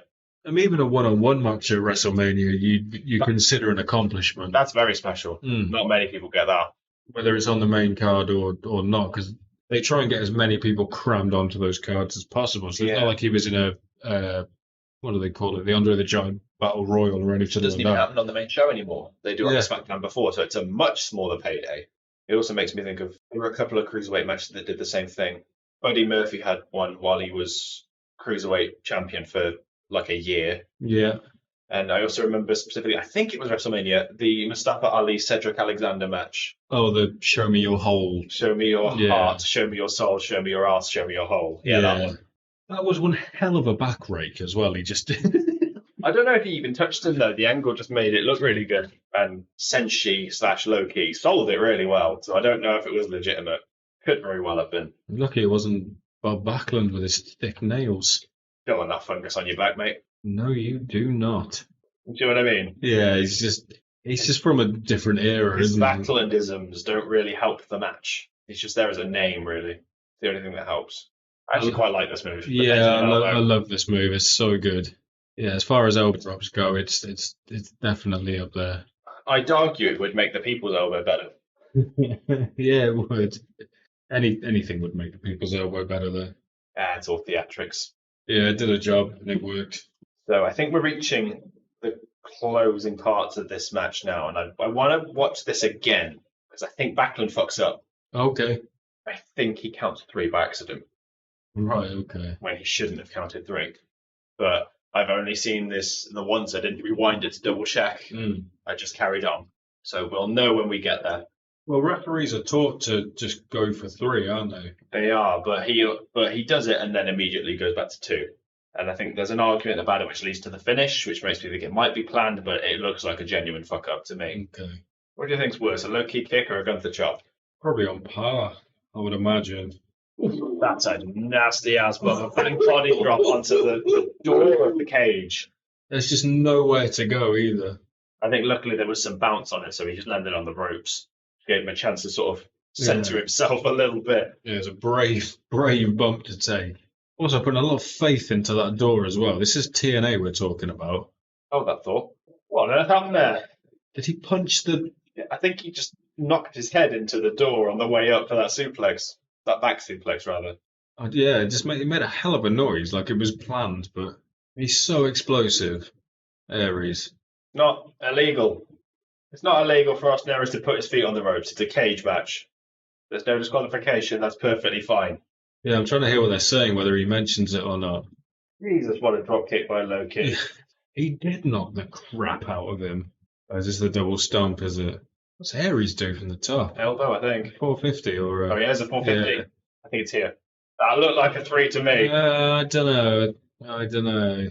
Aries is arguing the point saying you got 3. Yeah, I don't know about that. Yeah, it must have been planned, and that's my eyesight then. Oh, he's took his bow tie off. Jesus. Oh, he's going to give you a stern telling off. Loki Senshi rolls him up for the win. Yeah, should have been better. Backlund did make it worse. I think we just had a one-on-one match with some kind of stake. That's a really good match. What is Aries doing? Look at that choker as well. That's fabulous. Now, we will get a backstage segment with Jeremy Tanay, Borash Mike, and Samoa Joe. God, he looks young. And he's still just as fucking good on the mic as well. Oh, yeah. Yeah, he's got a bit more bass in his voice now, isn't he? But he's still... The thing with Joe when he cuts promos is you believe every single word he's saying. 100%. And I think the bass level in his voice is down to shouting like this for 15 years. Yeah. He's just spitting all over the camera as well. I'm beginning to get the impression that Team Angle don't trust Jeff Jarrett, you know. I've never heard Joe's voice crack like that before. Yeah, as it did during that roast he did of Jeff Hardy and Randy Orton and AJ Styles and Mustafa Ali. It does crack during that promo. That's the only thing that takes away from that promo. Oh, and the heavy breathing afterwards, yeah. Always. Yeah. A staple of Joe's promos. Right. I believe at this point, Tenay and West just talk a little bit before leading into the blindfold match. I'd like you to pay attention to the music that's playing in the background. See if we can figure out what I've noted. I don't know. You're aware of Numb by Linkin Park? I've heard it. It's the same synth riff. Oh, bloody hell it is, isn't it? You rip-off bastards, TNA. Yeah, I mean, this is early 2000s. No, it's late 2000s. Yeah, this is 7 years after that song came out. Yeah.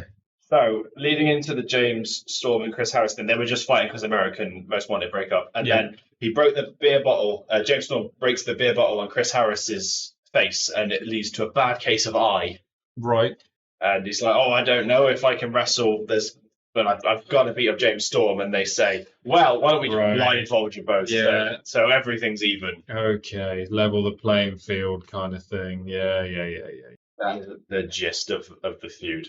However, I think AMW were part of what I'd say is the second best TNA match of all time. That's a tall order.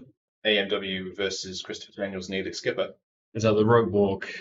Yeah, match? The cage walk. Yeah. Yes. Oh, yeah. And I think it was if Daniels and Skipper lose, they break. No, this is what broke them up. Excuse me. I think that was the match that broke them up. I believe. Okay. There was a stipulation where one of the teams had to break up if they lost. So they had to break up, and then Storm just preempted it and smashed him with a beer bottle. Just because. Maybe, but I just know that was the stipulation in the match. I could be wrong. My TNA history isn't that solid. I have a vague memory of this where he start pointing around the ring and using the crowd? He certainly does. Yeah, okay. Hope you're bracing yourself because this match goes on a lot longer than it should. Oh, does it? I'm not saying much. 2 minutes is probably too long for a match of this kind. Well, I was going to say, yeah, it's a fucking blindfold cage match. I've only ever seen one person pull this off as a match type. And that was Triple H. Right. The match where he's blindfolded is hilarious. I think it's played very differently though, because in this one they're really playing it like they legitimately can't see through those things. Whereas Triple H, it's kind of obvious he can, but he's really playing it up. Yeah. I can't even remember who he faced. I want to say it was Eugene, but I don't think it was. Sounds right. Oh, stop crying because you're blind in one eye. For God's sake. Get over yourself. Do you want to explain that, or you want to leave everyone in mystery? I'm blind in one of my eyes. There we go. in real life, like legitimately. Because if you didn't explain that would just come across as really fucking insensitive. So the fact that, I can't see out of one of my eyes. Yeah. Go fuck yourself, Chris Harris. Fucking big whoop. Oh, stop moaning. It's only 50% gone. And it's the same eye as well. I mean, admittedly, I've never seen out of two eyes, so I don't understand. But I have been told by a lot of people, if you cover one of your eyes, it really messes with your depth perception. It does. So the fact that he is wrestling or was wrestling in the build-up to this with an eye patch on is a fairly impressive feat in itself. It is perfectly possible that it's meshed and you can see through it. Yeah. Like those blindfold sacks that they've got on, no way they can't see through those things. Oh, It would be irresponsible for them not to. But you wouldn't know until you put it on yourself. Oh, look, James Storm doesn't even know which way he's facing. Yeah, James just takes the walk around the ring option. He just holds the rope and walks along. Is he here? Oh, no. Is he back where I was, 30 seconds ago? No. Yeah, I'm already bored of this match. Yeah. Oh, the crowd gets bored real fucking quick. I imagine there's some epic chants. Oh, there's only the one chant, I think. Well, only one I could make out. Is it bullshit? It's boring. Okay. There are a bunch of other chants, but I couldn't make them out because there's just something about the audio quality where I couldn't pick it up. Speaking of production quality, though, did you know that TNA got HD TV before WWE did? They put out HD broadcast before WWE did. I didn't know that. That's amazing. Well, even a broken clock's right twice a day. Yep. I had it in my head then that it wasn't Wildcat, Chris Harris. It was Wild Card.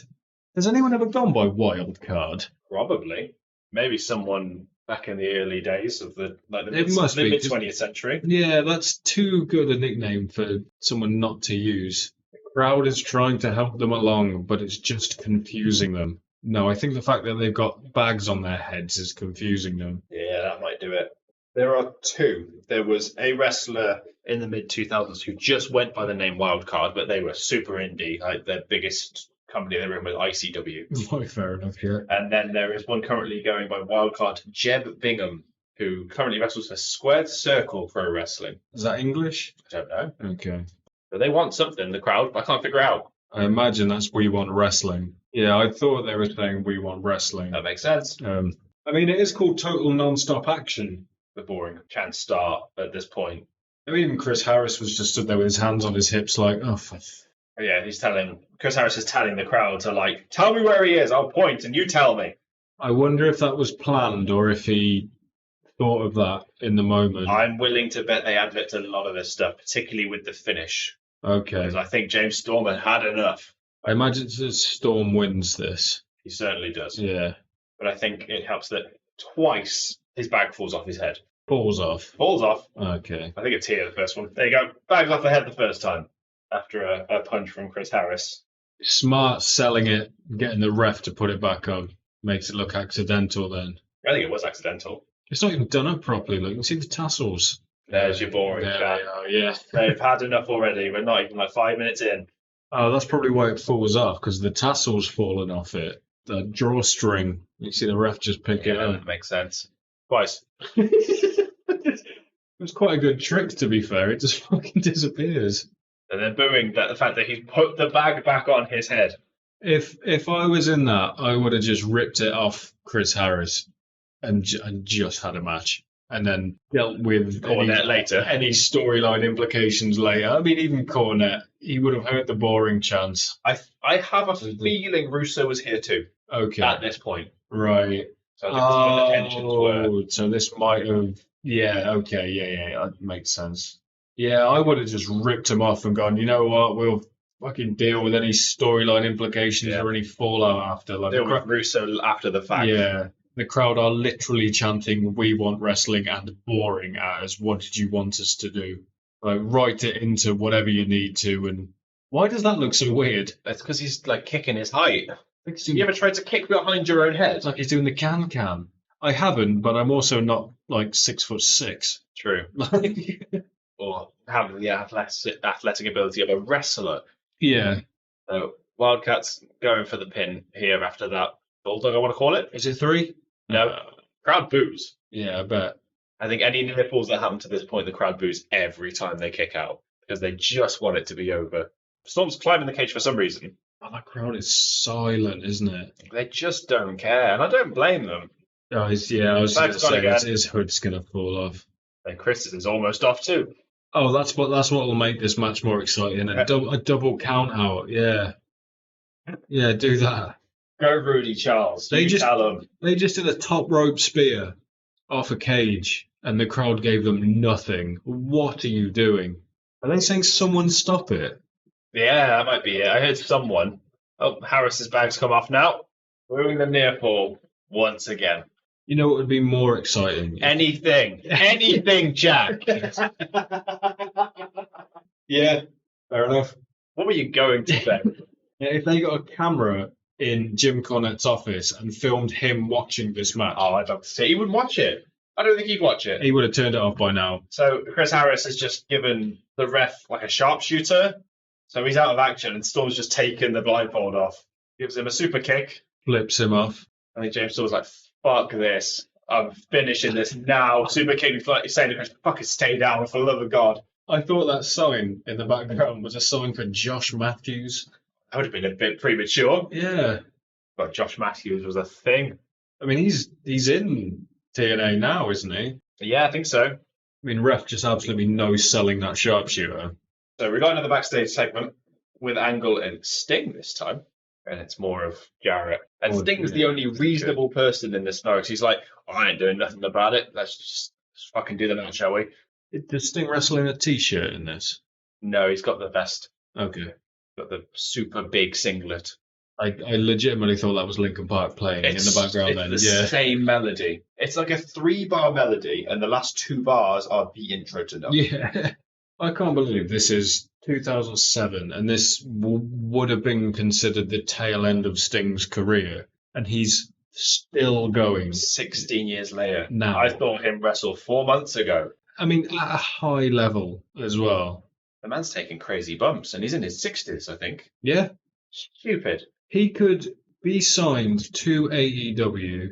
He could sit at home, collect a paycheck, appear like 4 times a year maybe. But he's not, and he's wrestling at a very high level. That is love for the business right there. It's ridiculous. And I think he's doing a lot backstage in terms of helping the people around him. Like, Darby must have covered leaps and bounds from working with Sting. We don't know where he would be without him. Yeah, well, I mean, he's very good at leaps and bounds anyway, is Darby. So next up is a very interesting match. It's 2 fantastic performers, 2 people that we very highly respect. I think the match is that good. Okay. However, I think the character work of one of them makes it a little more interesting. I'm excited to see. We're halfway through the show, Jack.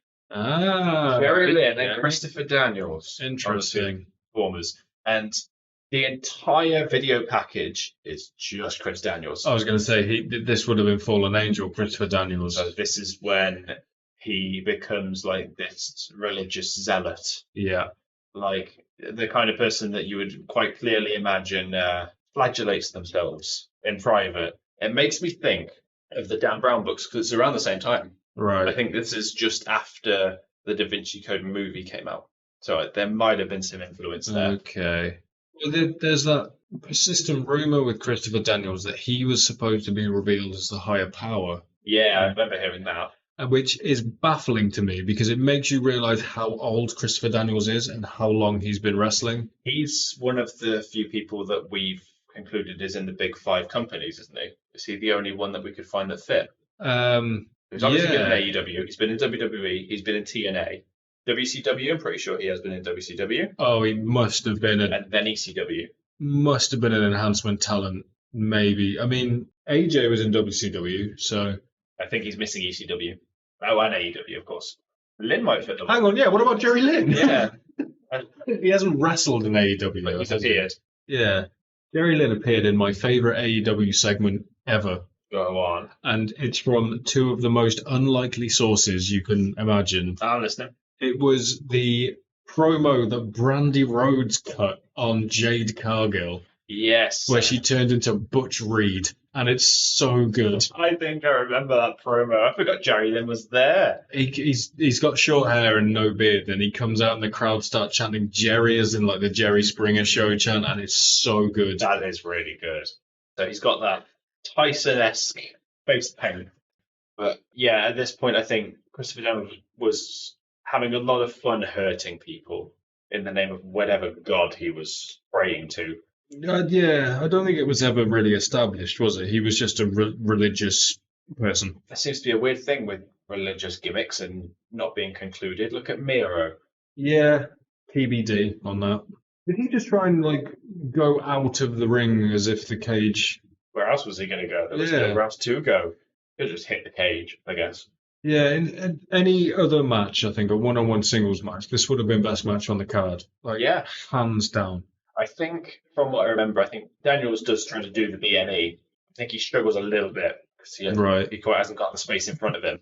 Oh yeah, there's not much space really, is there? But you see there, Daniels does a drop kick and Lynn goes straight into the cage door. So he's really enjoying hurting Jerry Lynn. Yeah, Daniels was in WCW. Was he in ECW? No, I thought he might have been, but I think the only one we'd found that does fit them all, only because they appeared in AEW, was Raven. Yeah. But to find someone that's been in a match in them all, so I think someone's missing. Someone's missing something. Wasn't it Gangrel? Has he had a match in AEW? I don't know. Did he? He's a really weird shape, isn't he, Daniels? Like he's quite bottom heavy. Yeah, I think that's fair. He doesn't do a lot of suplexes and lifts as part of his moveset, though. No. He's quite a high flyer, all things considered. His arms look a bit too... Are they too short? They look a bit out of proportion. I think it might be he's got quite small shoulders. Oh. His hips look wider than his shoulders. Yeah, that could be it. Yeah, his good birthing hips. Built like a pear. They are, look. I mean, we can pick on his physique all we want. The man's a fucking fantastic wrestler. Yeah. Part of my favourite TNA match of all time. Go on. AJ, Joe, and Daniels. 2005. Yeah. It was 2005. The triple threat. The triple threat. Yeah. Probably, if I'm being honest, my favourite wrestling match of all time. Okay, it's a bold choice, Carton, I know, but I wouldn't even say it's my favourite triple threat of all time. I'm a sucker for a spot fest. I think that's my thing. Yeah, but it's very spotty. I've not seen it for a long time. Everyone dives over that top rope to the outside during that match. I bet they do. This will be BME, won't it? Oh, he doesn't do the second jump. He does it properly. Oh, okay. Yeah, he does do it properly. So I'm looking at Benders' tights. Left-hand side, it's obviously something with wings, very angelic. Crossing some wings, isn't it? Yeah. What the fuck is on the right-hand side? It looks like he's just taped it together because it's falling apart. Like a fox with a line going through it. This is about to go through Gorilla. You got a hole. Oh, shit. Yeah. What is that on the right side of Daniels' tights? What is that? Had to put something on there, didn't he? Well, I mean, he could say what's on his face, but I also wonder how long he's had that tattoo. Oh, the one on his chest? Yeah. I think he's had that as long as I can remember. Because it really ties into the Fallen Angel thing. Yeah. Jerry Lynn bloody loves that move, doesn't he? It's a really good looking move. That little somersault sunset flip powerbomb. Yeah. Yeah, I always thought that tattoo with Daniels, it's such a weird tattoo just to only have your sternum done. And just with that cross with the loop on top. What film was that? I don't know. Just then. I've never seen it before. No. That was a mad cast. I just saw Will Arnett and I was like, what? Will Arnett, Michael Fassbender. Was that Fassbender? That was Fassbender with the beard. You tell we're enjoying the match, everyone. God, he's handsome, isn't he? Yeah, we're talking about YouTube adverts. This is Jerry Lynn versus Christopher Daniels. I told you it was a weird match. Because honestly, these two are fantastic wrestlers, and there's just nothing.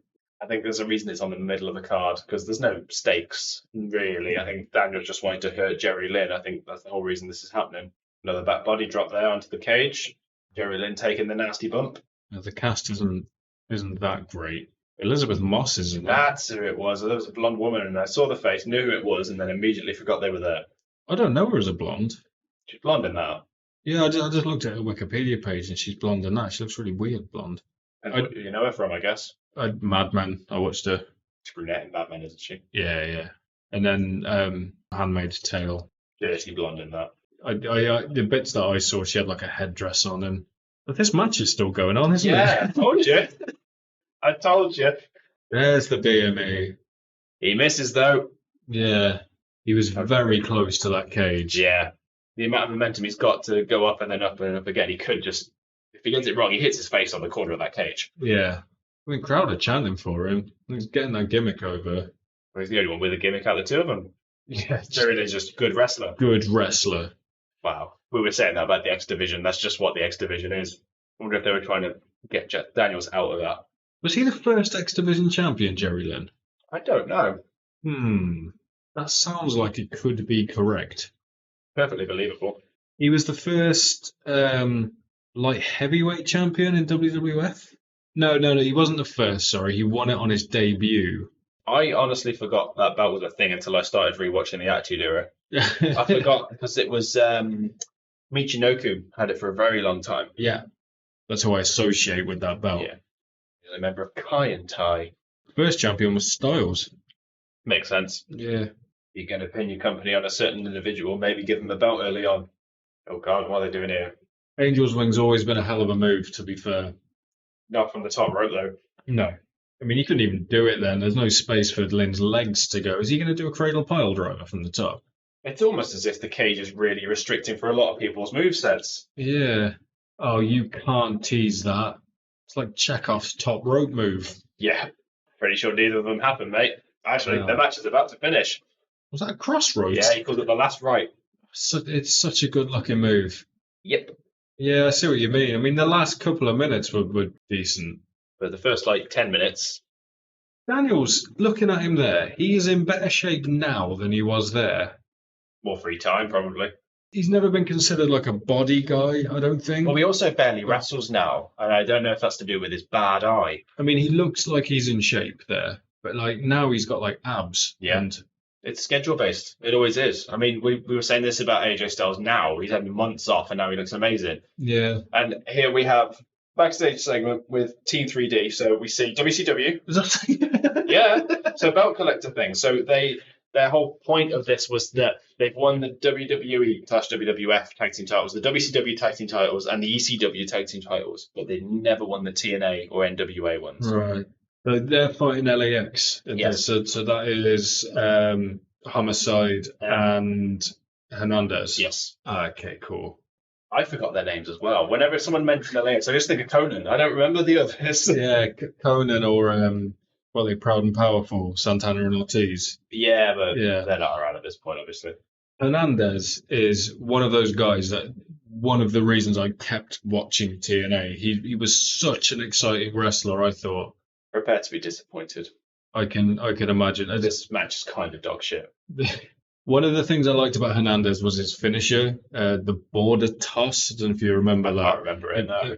It was a razor's edge, but he didn't go down with them. He just threw them.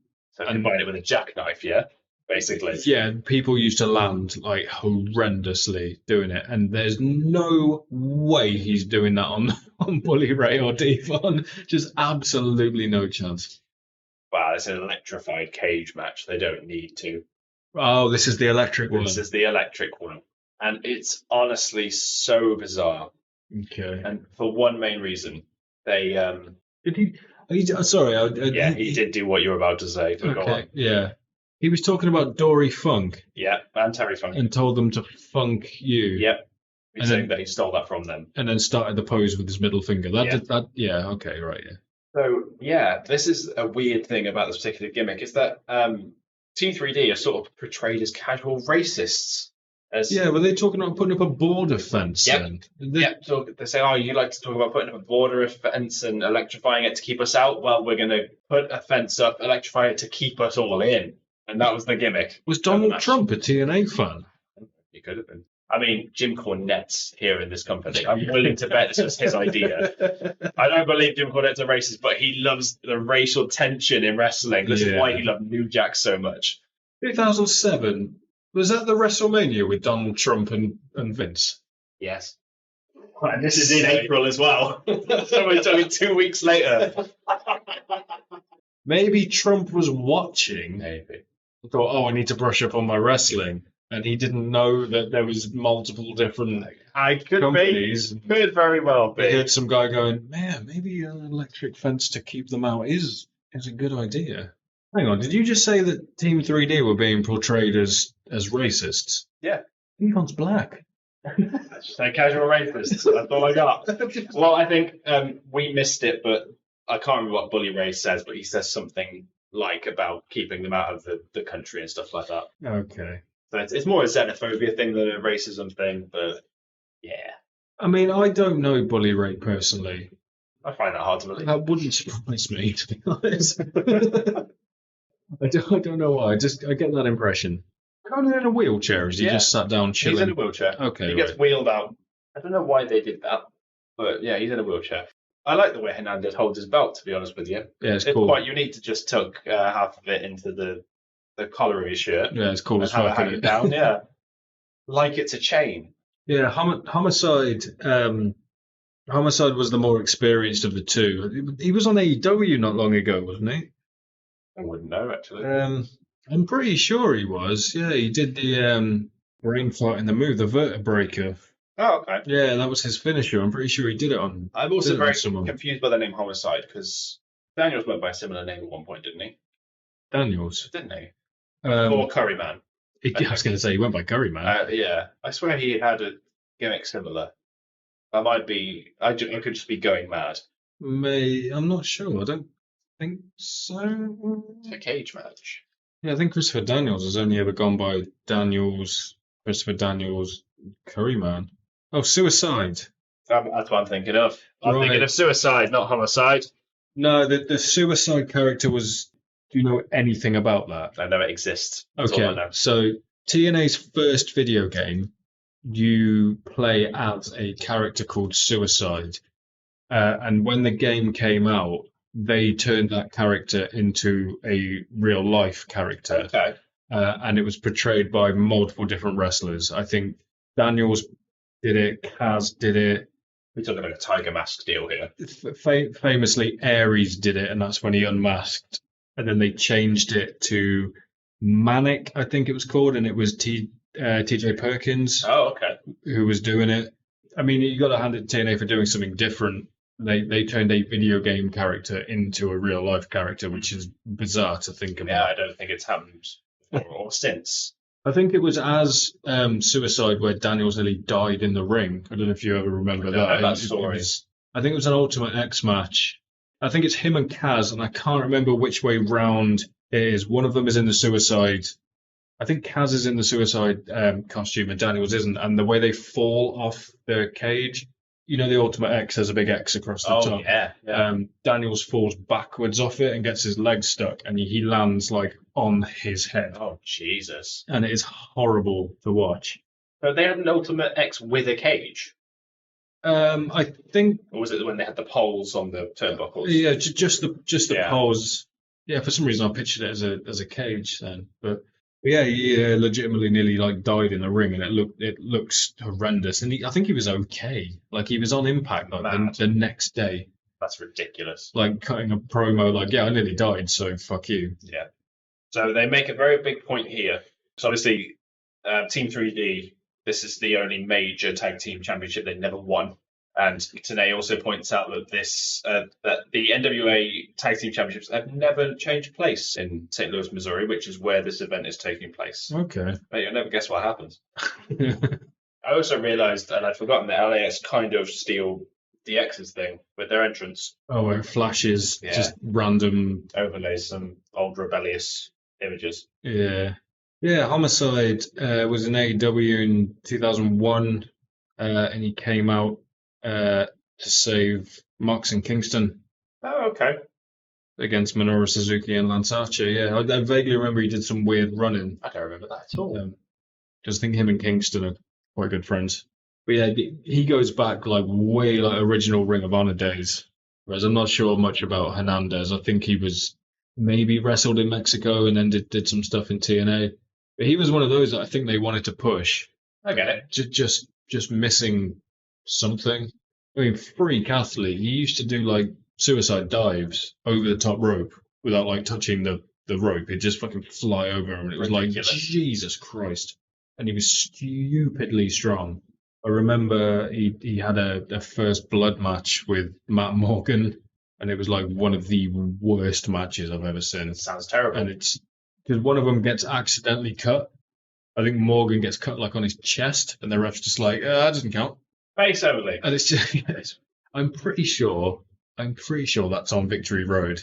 2011. Yeah. Oh no, we're going to cover that at some point. So I know that pay-per-view's obviously famous for one thing, but the whole thing is shit. Oh, I can't wait to watch it with you. There's a really shit match, and that on paper sounds like it should be good, but for whatever reason they just don't have any chemistry at all. And it's RVD versus Mr. Kennedy. Oh, and it would be fun. And it's crap. But anyway, this isn't an electrified steel cage match, is it? Yes, it is. Let's stop giving away stuff that we're going to do. Oh, they're going to shock the world. I'm sure they will. Yeah, I'm sure they will. The really weird thing about this match, though, the way it's lit, those lights do not change. You've got those harsh lights on there that can't get nothing. They've like dimmed the entire arena. And you haven't got those warm lights like you've had throughout the rest of the show. It's a real harsh light on them all. So how's it supposed to be electrified then? I don't think they plugged it in yet. Well, I say plugged it in. Does it spark or anything like that? No. Sound effects play though, if that's any good to you. Oh, he's plugged that in. Oh no, it's electrified now. Flashing lights mean electricity, right? So there's no visual. Jesus. You know what, mate? Since we're friends, I'll let you have another crack at that one. So visually, it's not lit up or anything. There's no sort of visual representation of it being electrified at all. It's just sound effects, the flashing lights, and they're selling. Did the lights flash when they touch the cage then, or anything? Sometimes. Like not all the time. Okay, right. Okay. I should probably just stop asking questions and just watch this thing. It is so stupid. I wonder how many times they accidentally grab. I think I have seen some of this. Does Dawg do some ridiculous electrified selling? Yes. Because I think Homicide does as well. In some of the matches that Dudley Boys did, especially in ECW, Devon's selling is ridiculous, where he does like the shaky leg thing, like he's having a fit or something. From what I remember, there's definitely some of that. The good news is we've only got 2 matches left. We've got a Lethal Lockdown to go through. Oh yeah, fucking hell. Actually, I'm trying to remember who's in that, but there's some pretty stacked, isn't it? I'm going to see if I can figure that out without looking at my notes. Right. So, Team Angle, Sting, Joe, Jarrett, Steiner? Rhino. Right. Okay. Right. Yeah. Versus Team Cage, which is Steiner's on it. Yeah. Christian Cage, Scott Steiner, AJ Styles, Tyson, Tomko, and Abyss. Tomko's a bit of an outlier there, but other than that, yeah, you can hear the hum. Can you? I can't. What are you talking about, Mike? It was Don West, wasn't it? I mean, they both say it, and they're both full of shit. But this is the problem as well. Even if it was electrified, you wouldn't have a visual cue. You just got to take their word for it. Either that, or you'd have to like meticulously plan it out before, and you'd know what spot is coming up, and you're like, I'm going to throw him into the cage at this point, and then the lights should flash or something. But it might work if you had you've seen like what a Tesla coil can do. You plug things into it. So it's not particularly harmful electricity, but visually you can see it. Devon, I mean, isn't even selling the fact that he's almost touching the cage. I mean, his ass just touched the cage then. Yeah, he's being very careful not to touch the cage. That's what the commentary team say. They also say that the voltage kind of fluctuates. I think that might be an excuse for moments like that. It's like, he just caught it at a low voltage. Oh, yeah, I forgot this is TNA, isn't it? So they're Brother Ray and Brother Devon. Yes. They're Yeah, not Bully Ray yet. yeah. It's Brother Ray and Brother Devon.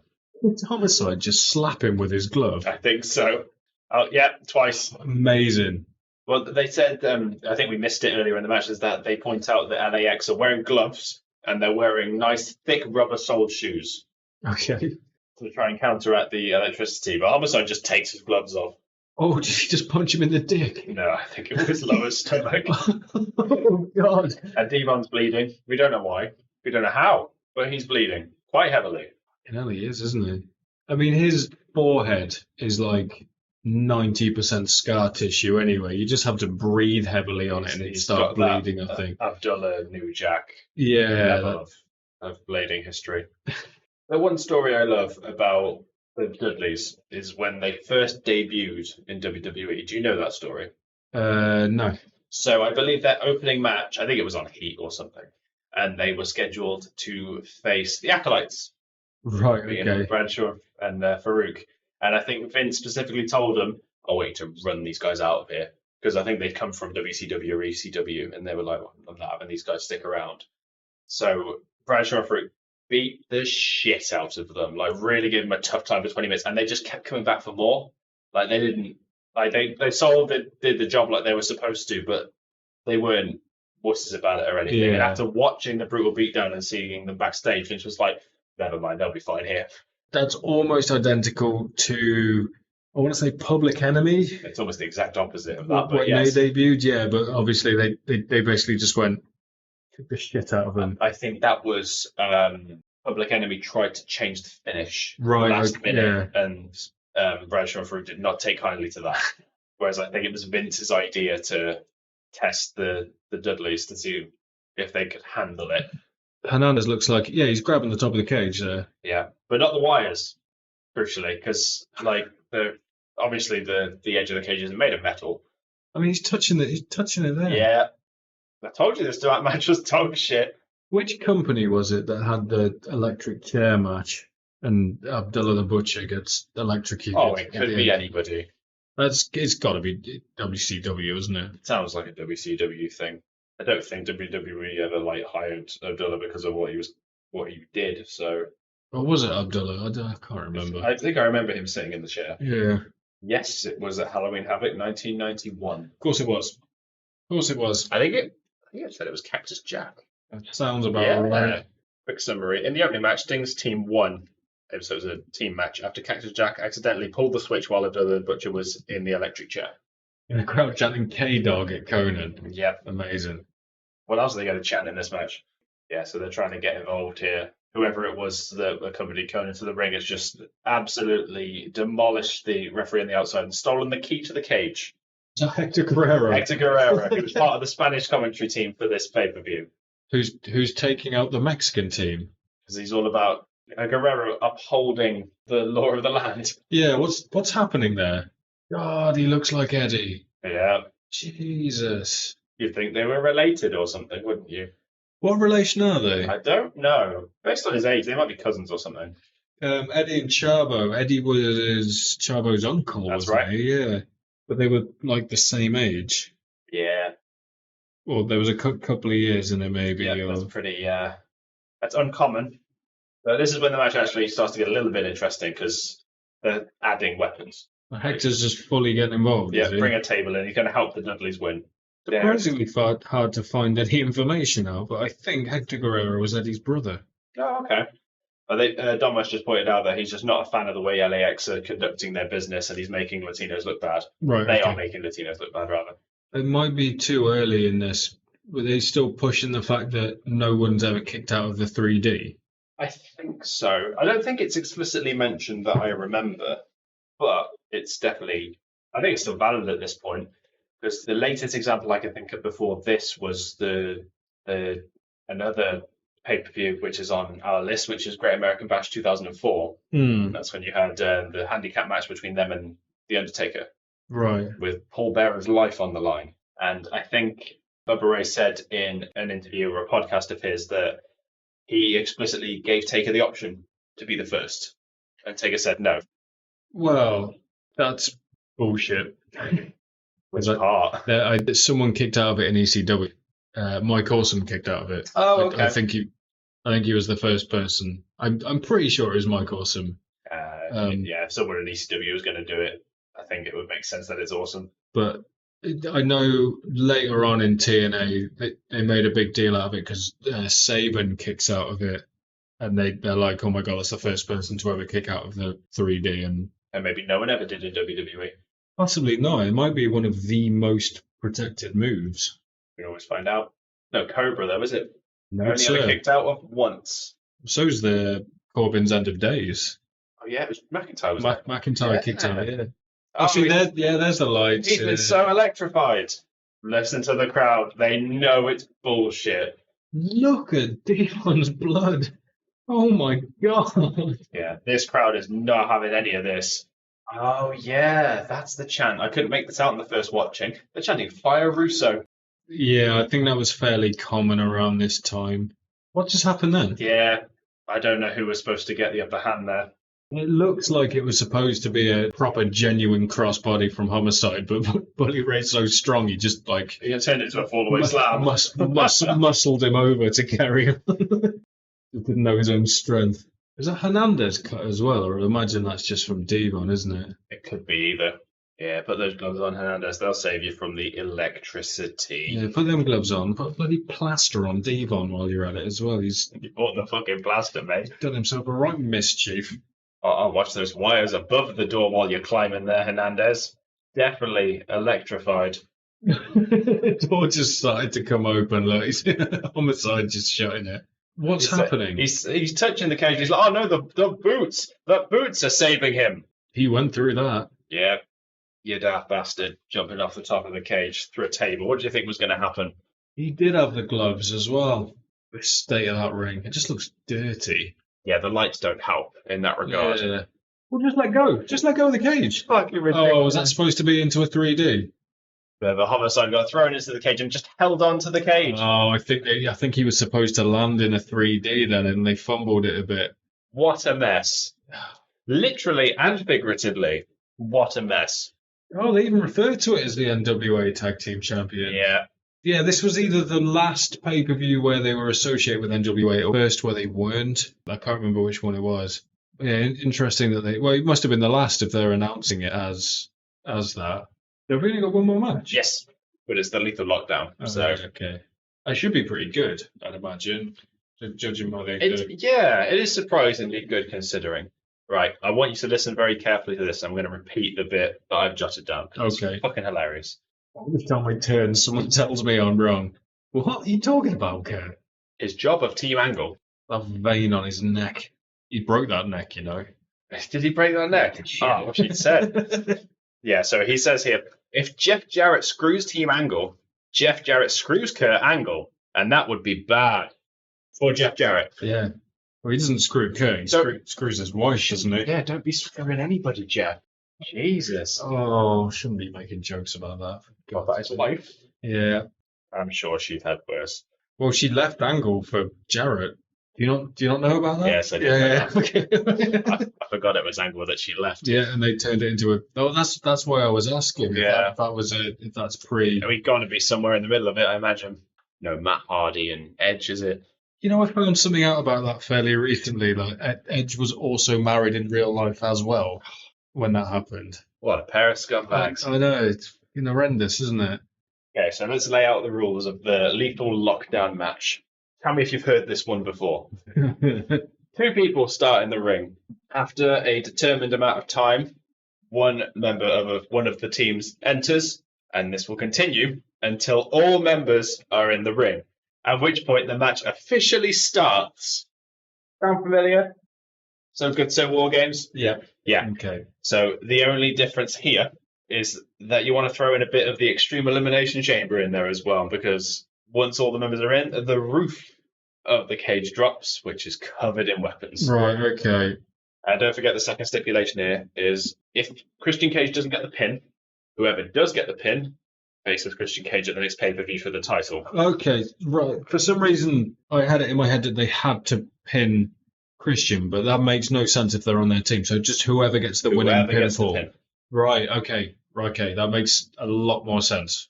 How long had Cage been in TNA at this point? A couple of years? Yeah, a couple of years. Yeah. He was there. I think he left shortly after WrestleMania 20. Because he was one of the first to jump ship, wasn't he? Yeah, one of the first major names to jump ship. I mean, I think they had Raven Yeah, he was maybe first. quite as big a name though, was he? Yeah.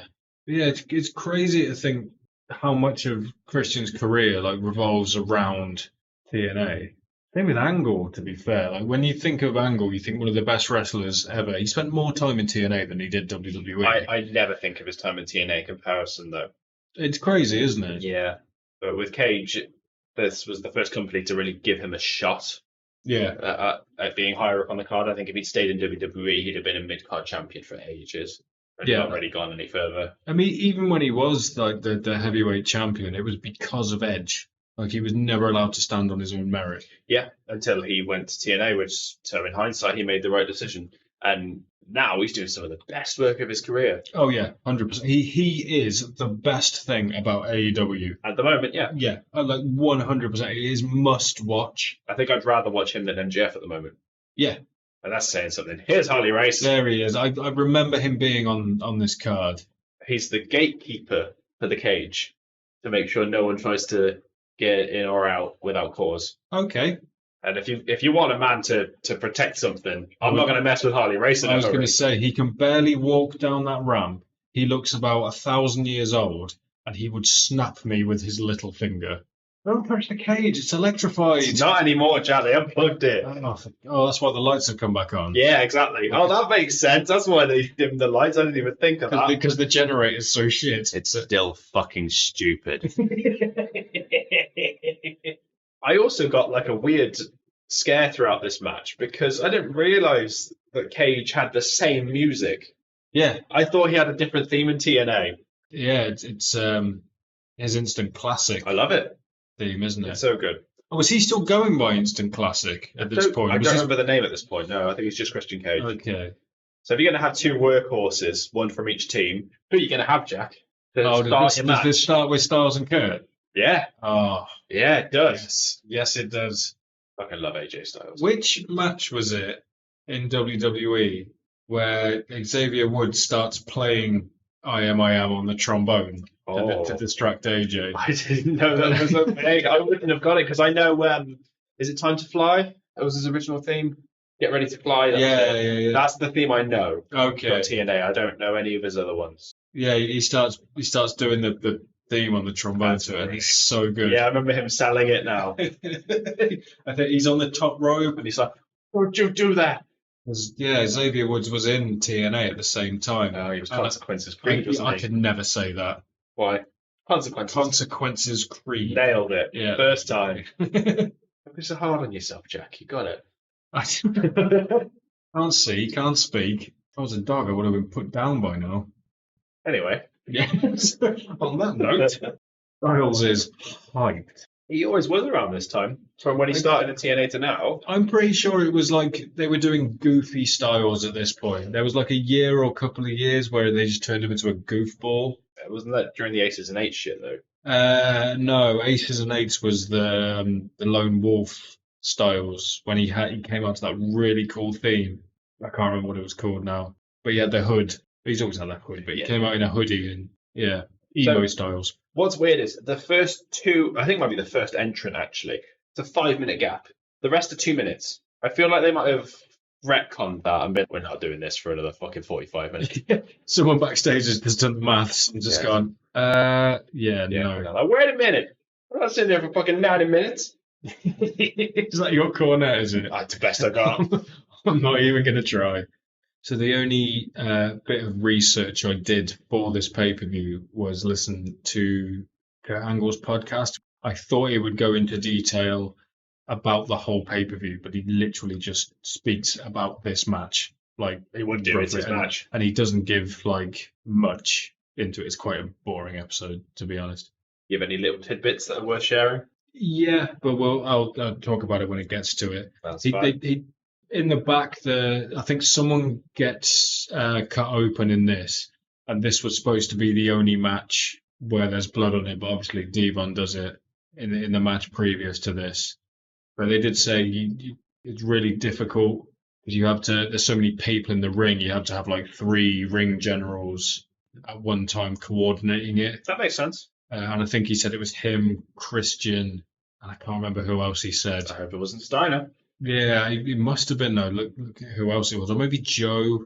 I'm not sure, but he said you have to coordinate spots like perfectly because otherwise, like you'll take someone's legs out from under them and ruin someone else's spot and all sorts. But the one thing I do really like about this match, the entrance choices are pretty much perfect. Okay.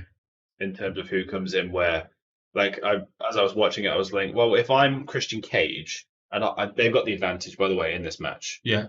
Who would you pick to come out next? So someone from Christian's team's coming out next? Yes.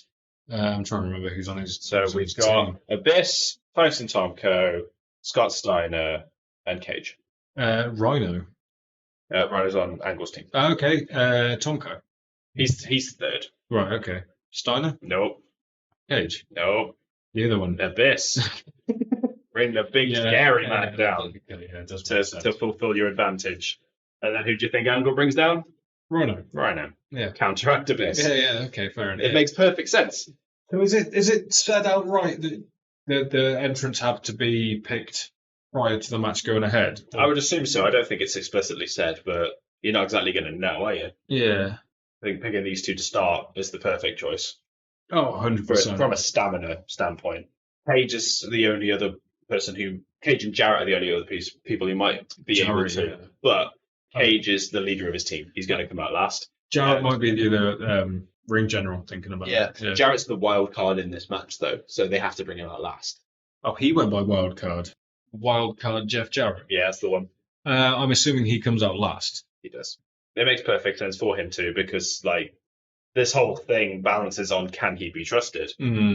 How far into the match before Abyss goes through a pile of thumbtacks? I'll confirm that it happens. Yeah, of course it does. It's a fucking Abyss match. It's also worth bearing in mind the attacks can't really come into play until everyone's entered. So right, yeah. Well, that means nothing. Did he walk down with James Mitchell? Yeah, James Mitchell's there. I love that move.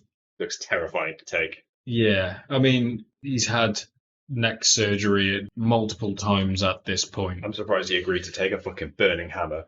Well, it's supposed to be a backbreaker. That looked like a burning hammer, the way he tilted him there. He called it was it called the shock drop or the shock treatment? Yeah, that sounds right. But you just free fall. There is a move in this where Angle, he didn't want to take it for a very specific reason, but AJ talked him into it. It was the other tidbit that I got off the Angle podcast, but we'll go through that when it makes more sense. Yeah, that's fine. Strange thing I noticed as well, I don't think during the entire course of this match, AJ hits a finisher. Okay. Because he's got the forearm, which he can't do. Yeah. That was never a finisher in TNA. Well, what did he have other than the Styles Clash? Yeah, the Styles Clash, he had the spiral tap. Yeah. And Calf Crusher was after this. The Calf Crusher was later. So all he's got really is the Styles Clash and the spiral tap, which I'm pretty sure he does neither. Right. A lot of big guys in this match, so only really Angle he can do it on. He did it on some big people, I think. Yeah, it's a very risky thing to do on a bigger dude, though. I imagine it's a bit safer, isn't it? Because your head's so closer to the floor, there's less room to fuck up. As long as you look up in it, you're okay. I think Styles has spoke about it like multiple times. It's one of the safest moves to take as long as you look up. But looking up while taking a bump is completely counterintuitive to a wrestler. You tuck your chin. You tuck your chin for everything. That's why when he did it on Ellsworth, and Ellsworth tucked his chin, it's where you see him like he properly has to jump forwards to save his head. But imagine if you're taller, even if you were to tuck your chin, because you're closer to the mat. I'm struggling to articulate what I mean. I understand the logistics of what you're trying to say. Yeah. But I think it has the problem of, like, you're very close to the ground, you need to get that rotation in before it's too late. Yeah. That's my problem with it. And if it does go wrong, that's not just your body weight that's going to land on your neck, that's Styles' weight as well. And I'm not strictly talking about height here. I'm talking about weight as well. Like, he's not doing that move on Rhino. He's not doing that move on Steiner. He's not doing that move on Tomko. I wonder who the biggest guy has done it on. He must have done it to someone once where it was like absurd that it was even tried. But I have a vague memory of him doing it on Joe. oh yeah, the feuds that they've had over the years, I refuse to believe he's never taken it. Tomko has the most late 90s, early 2000s tattoos I've ever seen. What, tribal tattoos? Yeah. I mean, I can't talk. I've just had a lot of tribal tattooed on my head, so. Yeah, you look like a bird's nest. Or a bad death metal logo. Yeah. But yeah, like, he's not bad, Tomko. Does that say Tomko on his back? Yeah, that's how we know it's his real name. Your own surname on your back. How do you know I haven't? You have a lot of tattoos. Yeah, I could have quite easily missed it. So, another big guy. Who do you think's coming in for Team Angle? Steiner. No. No. I keep forgetting who's on whose team. Who else is on there? I can't even remember. You know, we've mentioned them already. I'm sure we have. It's one Samosa Joseph. Oh, is it Samoa Joe? He's next. Oh, yes. It's a Samoan called Joe. Yeah, Samosa Joseph. Roman Reigns. Yeah, that's the one. Yeah. What was that? Why is he skipping? He's just strutting. He's just lifting the leg to march. He did like a Bob Backlund walk. Oh, that's how you know you're pissed off, because he threw a towel at him. Yeah. That towel is sacred. God, I fucking love Samoa Joe. Yeah. He has always been fantastic at what he does. I mean, later on in TNA, he was a bit lazy, I think. Yeah, he might have been trying to get out, though. Yeah, potentially. I love that. Uranagi. Oh, so Straight great. out of the corner. I think the only thing missing is a nope spot from Joe. I don't think he does one in this match. Yeah, he can't. Yeah. That's such a cool move. Yeah, it's just a massive shame it was banned in WWE, really. Well, rightly so. I mean, it nearly killed Tyson Kidd. I mean, we didn't ban the move that fucking paralyzed Droz, so it doesn't really follow, as far as I'm concerned. I mean, I don't think that was the move that did that. I think it was just a freak accident that happened. Same here. It's the same thing applies. I think it was just a freak accident that Tyson got injured because of it. Yeah. Did you know that the Styles Clash was initially banned when he joined WWE? No. Jericho had to convince them to let him use it. Look at the size of Steiner's arms. It's ridiculous. He's a genetic freak. I don't think genetics have got much to do with it. Does that say WCW on the back of his trousers? It's the same shape as the logo, but I don't think it is. Here you go. Rhino's bleeding as well. Oh my god, he is. That's absolutely ridiculous that Steiner does a Frankensteiner on Rhino. I think Steiner had an inkling that the crowd was starting to die down while they were waiting for the match to start. He's like, right, I'm fucking taking control of this thing. Yeah. All I've got at this point is the Frankensteiner. And a bunch of belly-to-belly suplexes. How many people in the ring? Could he have sat someone on each corner and done it? Like, yes, he'd have attacked a lot of people on his team. Who gives a shit? Just have Steiner Frankensteiner everybody for 2 minutes. Well, no, he's just gone completely flat. It's just I'm gassed, mate. I'm gassed. I mean, even the what's the move he used to do where he used to hold them in a fall-away slam position and do a backflip while holding them? But he used to do that. He used to do that when he was younger. I can't remember the last time he did it. Every time he did it, he spiked himself on the head. It's like every single time. It's Sting. I'm not Tony Schiavone. I'm not going to pretend to be Tony Schiavone. I just noticed he's got the red in his face paint. I don't know how close we are to what you're referring to. Joker Sting. Yeah, oh no, we're miles away from it. Nowhere near Joker Sting. Yeah. Oh, everyone's in the corners, aren't they? A lot of people are in corners. Yes. I bet you had to move into the corner to take it. Oh, see, this is what they should have done. Had Steiner sat everyone in the corner, Frankensteiner everybody, and then Sting come in and just fucking splash everybody for 2 minutes. Yeah. Like a like-for-like thing between the two of them. Fucking hell, Steiner's falling out the door. Rock the cage, Harley. He's like, yeah, I can do a backflip, but fucking I can't get my leg that high. I'm gonna fall out the door. Oh, there's a Tower of Doom spot coming here. How can you tell? Is it the fact there's 6 people on that fucking rope? Oh, is that it? I mean, that's still not pretty. Not fucking AJ Styles. It's not a Tower of Doom spot if someone doesn't go upside down. Styles went upside down. I'm pretty sure he did. He was in a backdrop, wasn't he? Oh no, he didn't. Yeah, excuse me. No, someone needs to be upside down in a suplex position. AJ Styles is the only one small enough to do that, and he didn't. So Oh yeah, everyone's fucking massive. everyone's like I'm saying, you can't do a fucking Styles clash in this match because there's no one to do it to, except maybe Angle. Yeah, not with his neck. Exactly, you wouldn't risk it. So this is Jarrett. Oh no, this is Cage. Yeah. Okay. This really confused me because for some reason I thought it was my world. When Cage came out, I was like, "What?" Comes out the turtleneck. Yeah, what the fuck's happening here? Right, who's got dads? Yeah. What year is this? Feels like you see Luchasaurus stick his head around. I'd quite like, thinking of this right now, I'd quite like Christian Cage to adopt the Mark Wahlberg thing, only instead of mother, it's father. You say hello to your father for me. He's tired from fucking my mother. Yeah, exactly, it works. I think he almost had a blue spot on his fucking face. Unbelievable. Well, that's the poster sorted. Yeah. I don't know if he's on the lockdown poster, but if not, I'll fucking make one. It's going to be Angle and because he's captain, isn't he? Of course it is. Yeah, I mean, we've only got one person left. One entrant left. There we go.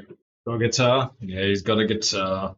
I can already predict what's going to happen in this. I have a finish not jotted down here, so... Does he pretend he's going to hit someone on his team with a guitar and then change his mind last minute? It's part of it. Yeah, okay, right, yeah. So now the roof has to come down, doesn't it? Yes. To be fair, what he does do, it's more face-ish than that. But you're not far off at all. Oh, no, yeah, I can remember. He forces Sting It is to take the pin. Yeah, okay. But what he does do is he holds the guitar. He's going to hit, I want to say Rhino. Not Rhino. Who is it? It's Abyss. Right. And Sting's in between them. Yeah, this is weird. They've got sparks coming down off the cage. And, you can't grab anything for the time being. And also, they can't steady the roof to make sure it's in place. Yeah. Because of the sparks. It's on the piss. Yeah, exactly. If someone goes and grabs the cage, oh, that's hot. So they spent all the budget on that, and you couldn't do that during the fucking electrified cage match? No, fuck that, mate. A little sparkler or anything. It's an electrified cage match, not a sparky cage match. So can you get on top of the cage? Yes, you can. Yes, you fucking can, Jack. Oh, no, yeah. I mean, stuff like this happened all the time. It was a yearly occurrence in TNA. There's a very particular spot, I think. I remember Styles goes flying off the cage. Yeah, so I'd like you to notice here that Jarrett's he's walking around the ring and he's grabbing everything from the roof. He's throwing it to his teammates. He's being a proper fucking team player here. Oh, he is. There you go. So he's being a proper team player, proper facing it up. Yeah, a bit too face. It's a bit conspicuous, wouldn't you say? But when they say weapons on top, yep, it's just they're all hanging from the cage. It's just chairs and trash cans. Nope.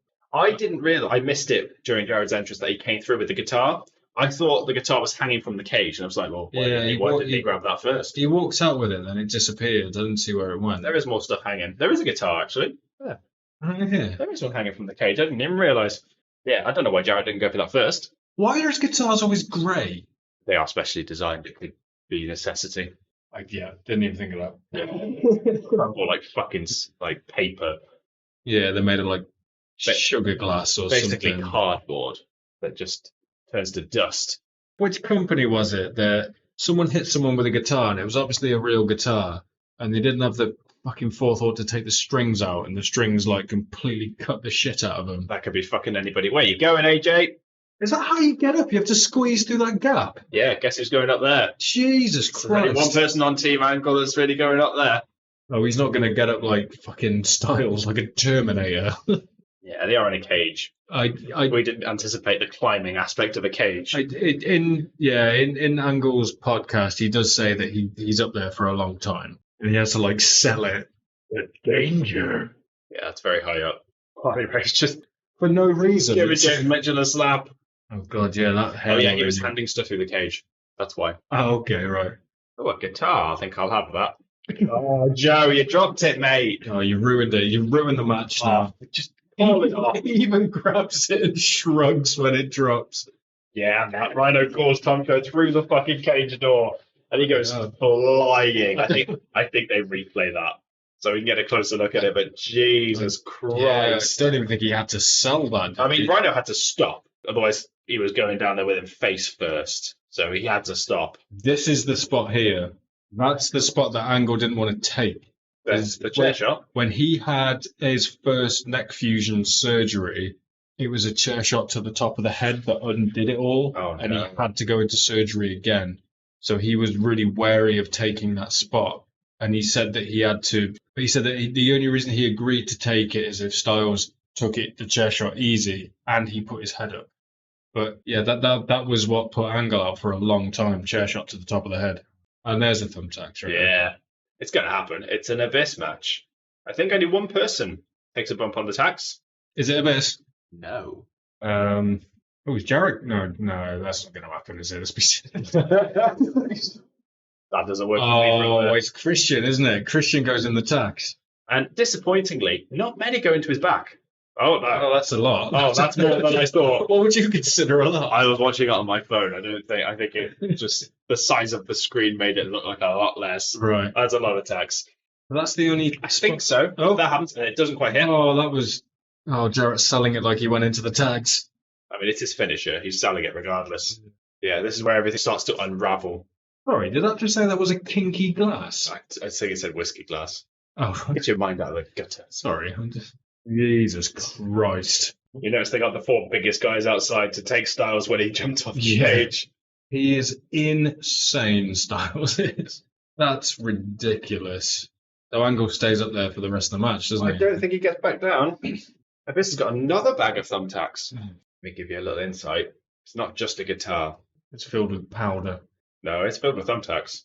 I always thought with the thumbtacks, tip the one bag out, that's fine, and then use the other bag as like a whip. Ooh, yeah. That's so much more. So Abyss is throwing a bunch of thumbtacks inside of Jarrett's guitar. And Jarrett's got it. He's planning to hit Abyss, but Sting's in the way. But I like this. He just points at him and goes, get out of the way. Proper facing it up. Oh, so there's the Abyss thumbtack spot. Yeah. And then here you go. Jarrett goes, fucking pin him. I don't want the pin. You pin him. Oh, this is ridiculous. Please tell me Abyss kicks out, because this is mental. Fucking doesn't. Unbelievable. Jarrett can be trusted, I guess. For now, at least. Oh, are they going to shake hands? They've been through a lot of shit, the two of them. So, he has got some tax in him. To be fair to Jarrett. He wasn't selling. That was real. Break his fucking hand, Sting. This has gone on for an uncomfortable amount of time. And I'm not just talking about the pay-per-view now. This handshake is ridiculous. But there's still no trust. Ah, for God's sake. Oh, a nice little shake of hands. And with Rhino... Oh, Joe's not going to shake your hand. I think he did. Yeah. They cut away from it, but I think he did. Oh, Ankle's down. Yeah.